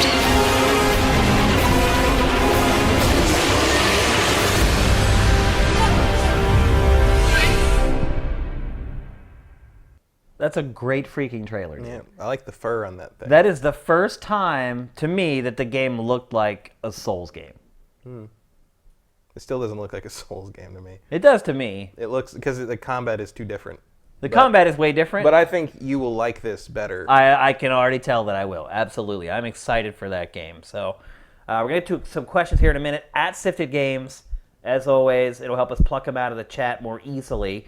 I do want to say before we go into our Q&A, if you're watching on YouTube or you're listening to this on iTunes and you cannot contribute to our Patreon, there's a way that you can give us a free $2.50 every month just by subscribing to our Twitch channel via Twitch Prime. And if you're on YouTube, there are instructions right down in the description right now that make it very easy. I also want to thank the people on YouTube who have already done this. Pactor mentioned it in his last round of episodes. And you guys sprung into action. You actually did it. So thank you very much. It's making a big difference for us. Also, anyone in the chat right now on our stream, if you guys have subscribed during the stream, thank you very much. We really appreciate it. Unfortunately, I did not bring my iPad today, so I missed like everything. But I'm on the phone. We're going to answer some of your questions. The first one is from S1 Agather, I believe. Who else in the world of comic book characters do you want to see get an epic video game in the style of Spider-Man or Arkham? The X-Men. Yeah. How about just a good X-Men game, period? I'd like to see something along the lines of an X-Men renaissance in games, which is not going to happen. But I mean, you proved you can make a good Wolverine game with Wolverine. Or we actually did a movie night on Saturday. We watched. It was Deadpool movie night, so it was Deadpool, Wolverine Origins and Deadpool 2, because Deadpool's in Wolverine Origins. Yeah. And Wolverine Origins is a terrible movie, but it's a great game. Yeah. Because Wolverine Origins was delayed a year to have studio interference and reshoots and recuts, and so Raven got another year to basically polish the Wolverine game, and it came out and it's a great God of War clone, M-rated, because the Wolverine movie was going to be an R rating originally, and I think they'd already made too much of it to go back on it, because like the CG cutscenes I think were already made and super violent, so they were going to get an M no matter what. It commands a pretty high price, I think, on eBay now, because it's obviously out of print. But Wolverine Origins video game is awesome. It is one of the purest versions of because he's just cutting limbs and heads off and all that, and all the damage on him is real time. You see his skeleton underneath his muscles, and that's great. So you can definitely do it, but like the problem becomes like it's kind of the problem like that an Avengers game would have is like you have to make basically 6 great games. Yeah. Because everybody plays differently. Right. Yeah. And then you have to make everything work right, and you can't balance it. Yeah. And like you could, sometimes you have a game like that where the solution is that each character gets their own levels, but then if you don't like one of them, like you get stuck having to play that character in this level, and it's annoying. So I don't know. Like I also don't hate the idea behind X-Men Destiny. What was that? The company that made Silicon Knights? Remember that? Silicon Knights, one of their last games was X-Men Destiny, where you created your own mutant. Silicon Knights? Yeah. Made a... Yeah. I didn't even know that. Yeah, X-Men Destiny. It was... you picked one of 3... It must have been a piece of crap. It was. But you picked one of 3 original characters, and you chose their powers as you went through the game. You're like a new mutant with the X-Men, and so you kind of designed your own mutant as you went along. How did I completely miss that game? Yeah, that was... I'm assuming that was after 2 Human. Yeah, well after 2. It was like one of the last things that happened before Dennis got into the whole thing about with Unreal Engine and all that stuff. And it was one of the games they pulled from shelves after that because it used Unreal. Oh, right. I'm completely drawing a blank on that. I finished that game and I don't remember anything about it except that you could create your own mutant and sort of choose their powers as you went through, and I thought that was an interesting way to do it. Kind of trying to do basically you do the thing that they did at the beginning of the Fox animated series, and you put the viewer in the position of Jubilee to sort of learn about everything and join the team. That was a good way to do it. But like I would really like a decent X-Men game at some point. I realize that's a tall order because they're all so different. Yeah. But I like that. And I'd like to see somebody take a decent shot at Superman at some point. Superman's a real hard character to do. I don't think it'll ever work. He's just too powerful. Yeah, that's what people said about Batman. Create some contrivance. I mean, Batman's just a human with gadgets, though. Yeah, but he still has a whole ton of terrible games. Yeah. Like, Like the idea is out there, just no one's come up with it yet. There's a way to do it. I just don't know what it is yet. If I did know, I would be making that. That's probably accurate. You can do like really crazy overpowered stuff. That's in what was it? Megaton Rainfall is a pretty good approximation of just an overpowered Superman style character that like and the hook is just being able to do all those things and trying to defend things against the Superman Returns game kind of had that where like the life bar wasn't Superman, the life bar was Metropolis. Right, yeah. And so like if you didn't defend the city well enough, that's how you lost. That is a good way to get around it. That's not a bad way. You just need to... The trick is you have to come up with gameplay that's as interesting, compelling as, say, like what Spider-Man did. Yeah. Or Batman did. So yeah, I guess that would be my... really, I'd take anything you got at this point. Yeah. I don't have a particular superhero that I would like to see a game made of, but I do have an idea of a superhero-style game that I would like to see, and that is a superhero fighting game that doesn't take place in, like, a warehouse. I mean, think about it. It's so absurd that, like, you have, like, all the games that NetherRealm make. I mean, they're great games, but when they fight, it's like you have these 2 superheroes, and they're just hanging out in, like, this room or whatever. Like, I would like to see a superhero fighting game where it just takes place in a city. And literally, if you have superheroes that are powerful enough to throw another superhero through a building, you throw them through the building and they come out the other side. Like I would just... Well, there is a fighting game that kind of does that. It's called Dragon Ball FighterZ. Not really, though. I mean, that's like you're knocking people to whole other areas and knocking things around. But I mean, breaking not shit. like knock them to another area and it loads the area. Like literally, it takes place on like a city block or something like that. Well, then that's the what was that Jump Force thing? Is Jump Force like that? That's more or less what they're trying to do. I don't know if they're going to pull it off. There you go. But I've played some stuff. Phantom Dust is a little bit like that. It just seems ridiculous that you play these fighting games with superheroes in them, and they're just standing in this like 50-foot piece of land. Well, the problem with that is like at that point you're basically making an arena fighter, like a Power Stone style thing, and that stuff is hard to do well and make it good. Make it so. That would be the best things in life are never easy, Kyle. Also, you'd need a license for that because no one's going to give a shit about original superheroes in that. Maybe if it's good enough. Nah, you'd need something.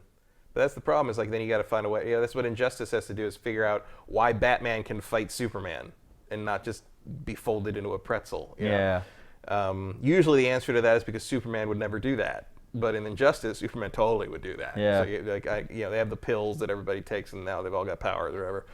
We're just silly, but at that point, Commissioner Gordon might as well be a character. Let's see. Next question. J. Reed Vic 7 is Xbox All Access potentially paving the way for a $600 to $700 device, at least on the high end in Xbox Scarlet, that people can pay in increments to offset the sticker price. See what he's talking about, right? Like where you it's that payment it's plan. An installment plan for an Xbox, and you get the Xbox. All the the services, the console, for ultimately less than you would pay for everything a la carte. And you pay, it's like $22 a month for Xbox One, and then like $35 a month for Xbox One X. I mean, maybe. Not a bad idea.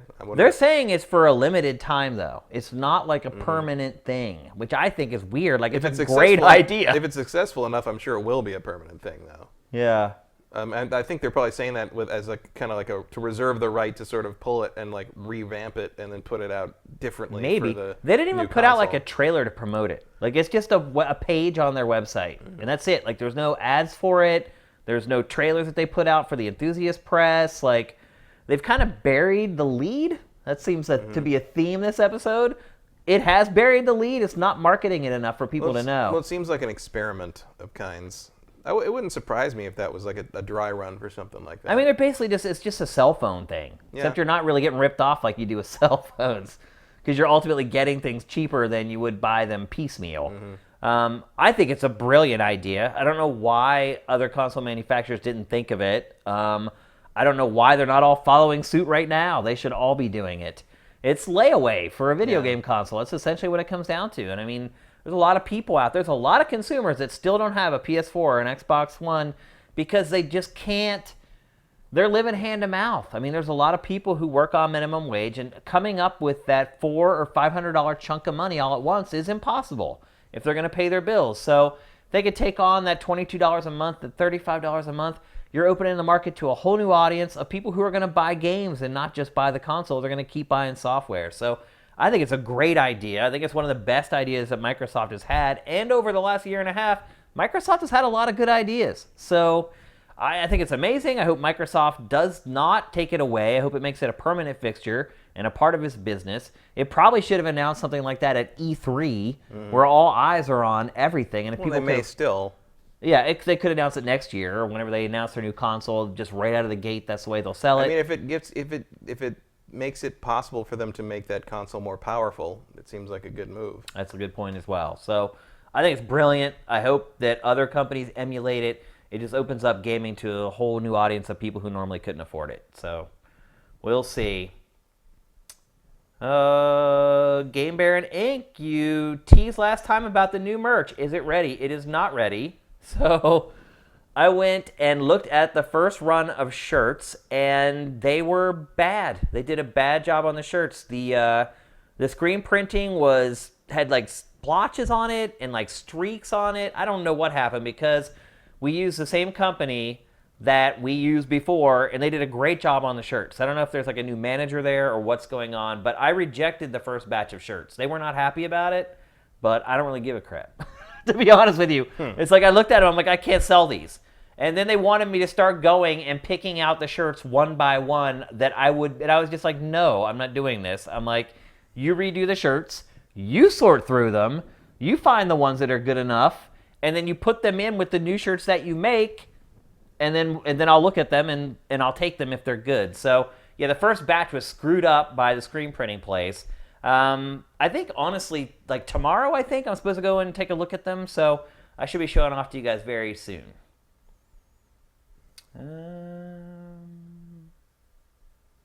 2 questions for let's W Matthew. You only get 1 W Matthew, 1 per ep. Now that the Cyberpunk gameplay is public, further thoughts on it.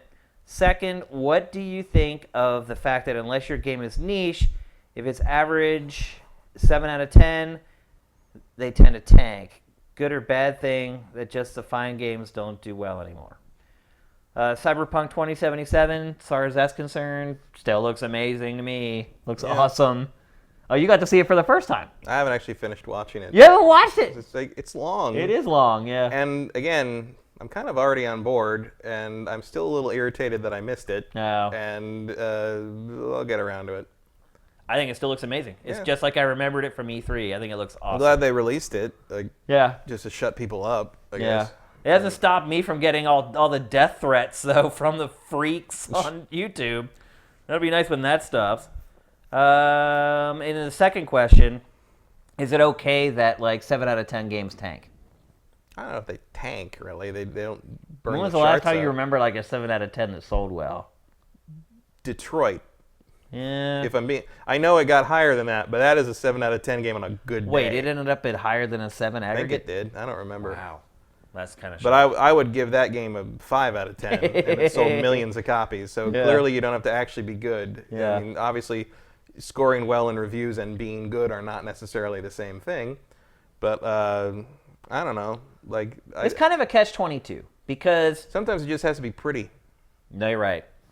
But I think part of it is I kind of want those 7 out of 10 games to fail. Maybe not completely fail, but not sell great, because it'll push that developer or that publisher to get over that hump to make the game that's a 8.5 or higher out of 10 instead or drive them out of business. Or drive them out of business. That's why I'm saying it's a catch-22. It's like one and two of another. It's like, what's the right answer? I mean, it's just sort of where we are right now. We're in a blockbuster-driven entertainment business right now. Like all of it is. It's like, you have to be the best show ever to get people to watch it on Netflix or whatever. You have to be the best movie to get everything people to has see to it be over the and best over. thing ever. Like that's how it works now. The age of social media frenzy, internet frenzy. And of course the other thing, of course, like everything's the greatest ever according to anyone who plays it early or sees it early. So I mean, look at how positive Justice League was for the early screenings of that, and then nobody went and saw it. Yeah. It's a weird time we live in. It depends. Because like that's the thing is like companies seem so married to the idea that if you can just get the social media buzz going, you'll be a success. No. But it's like that happens all the time with early stuff, and then it just falls off the cliff. Yeah. If it's not good, you're not gonna.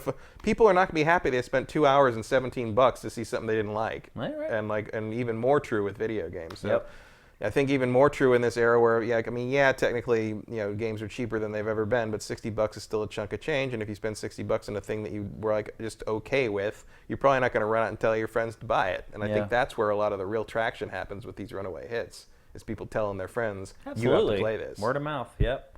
Here's one from Congrim1. Do you gather the mixed reviews and release of Spider-Man overshadowing Tomb Raider will hurt the franchise's future? Should Squeenix pivot to more Marvel-focused games like they are with the Avengers in regards to Eidos Montreal? Well, we'll see how good the Marvel games are first. We don't know yet. Yep. Because, oh boy, like Spider-Man have set that bar. Like I'll tell you this much: if the Square Avengers game isn't, closing in the same tier as Spider-Man, there's going to be some questions. That game might be getting delayed in the next 3 days. It literally might. Like they may look at that and be like, "Oh man." I mean, I think we got some work to do. I think releasing in the wake of Spider-Man was always a little sketchy, but I think the fact that the press seems to be so down on it for being so similar to Rise is a bigger problem because, frankly, it doesn't matter to PC and Xbox owners. whether Spider-Man's good because they they're not can't play it they anyway. can't play that. I don't think Spider-Man has any correlation to the success or lack thereof for Shadow of the Tomb Raider. Probably not. I mean, I think I think the lukewarm reviews have more to do with it. somewhat. Than I mean, we also don't forget that the reviews don't. You know, study after study shows the reviews don't matter when it comes to the actual sales. So we'll see. I just wonder how much mind share there is among the mass audience for Tomb Raider. I haven't been watching a lot of TV recently. I haven't seen a lot of ads or anything, but like there are ads on NFL football all day yesterday. They were showing ads for it. Well, but, then it should do pretty well then. I mean, let's be honest though. The first one was the Xbox exclusive. No, that's the second one. Rise of the Tomb Raider was. So it's hard to even put a gauge on what kind of sales the franchise is capable of still. Well, also like this, coming off the first one, Square had these weird it sold like 5 or 6 million copies, and they're like, oh, we wanted to sell 10. It's like, well, then you were in Crazy Town. Like the, 5 to 6 million copies for that was really good, and more than most analysts. The last one did not sell as well. No, but it seems to be the case with a lot of second games recently. And now here's the third one. Yeah. That is, according to a lot of critics, more of the same, which honestly, based upon what I've played so far, it is. But I thought that's a pretty awesome same. Yeah, I mean, would it surprise me if this is the last game in this iteration of Tomb Raider? No. Would I like that? No. I'd like to see more of it. I'd like to see her be the Tomb Raider for at least one game. Yeah. I like them. Yeah, but I don't know. Sales will be what the sales will be. I don't think Spider-Man. Hype is low. I don't think Spider-Man is going to be as much a factor as just no one seems particularly excited for it. I mean, I can look at the data on SIFTD for it, and I can look at the data for it, Rise, and the first reboot, and it's way below those other two. So there's definitely been a fall off in excitement for Tomb Raider for this entry. So one of the other things that annoys me is I have all 3 Tomb Raiders on Xbox One. Mostly because of like sales and stuff, but because they all start with different letters, they're all in different places in my library, and I'm just like, where is it? Oh, it's under S, right? It's not under Tomb Raider. That's funny. All right, we'll answer a couple more before we go, if we have a couple more. Majora Tom 91, on a scale of 1 to 10, what is the likelihood of BioWare still being in operation 3 to 5 years from now? Lower than average. So wait, is 10 means they're definitely going to be in business, and 1 means they won't be in business? I don't know. You need to set the scale there. I don't think they would shut them down after Anthem, but I feel like if Anthem doesn't perform and then Dragon Age 4 doesn't do well, that's probably the end of BioWare. If 10 means they're absolutely going to be in business in 3 to 5 years, I'd put it at like a 7. Yeah. Yeah, I mean, I don't expect Anthem to tank or anything, really. I don't either. I think it's going to sell very well, actually. I mean, I know that eventually EA takes all of their acquisitions out back and shoots them in the head and dumps them in that pit where Origin and Westwood and all those other game studios are. But I think BioWare will hold on for a while. They got at least Anthem and Dragon Age 4 in them. Let's see if we can find one more. Kirill Neko, since you praised Spider-Man, which version do you recommend, digital or physical? Doesn't matter, does it? Whichever. Yeah. I mean, you end up... The disc is just a key, ultimately. Yeah. So whichever you prefer. Because, whichever you prefer and/or can get cheaper. I have the disc version, but it's taking up 55 gigs on my hard drive. You're still installing the whole thing. Yeah, you're still playing it off the hard drive, so it really doesn't make any difference. And I had both, because I got an early copy on disc, and then I had a pre-order for the digital one, so I've played it both, about half and half, and there's no difference. They run the same? Yeah, it's the exact same. All the disc does is you install the whole thing, and then it checks for the disc in the drive before it lets you play it. It's the exact same install. So I would say whichever one you can get cheaper, or whichever one if you prefer physical media because you think one day all the companies can take your games away, then get physical. If you prefer digital so you have to put a disc in every time, get digital. There you go. And that's it for GameFace episode 139. I want to thank all you guys who are on the stream and asking great questions at the end of the show. Thanks to everybody who subscribed through Twitch Prime during the episode. Unfortunately, I had missed all that because my phone is not updating all the way through. But thank you very, very much. We'll be back next Tuesday night and every Tuesday after that until the end of this year, bringing you the biggest and the brightest in video games. Until then, we'll see ya. GameFace is up and out.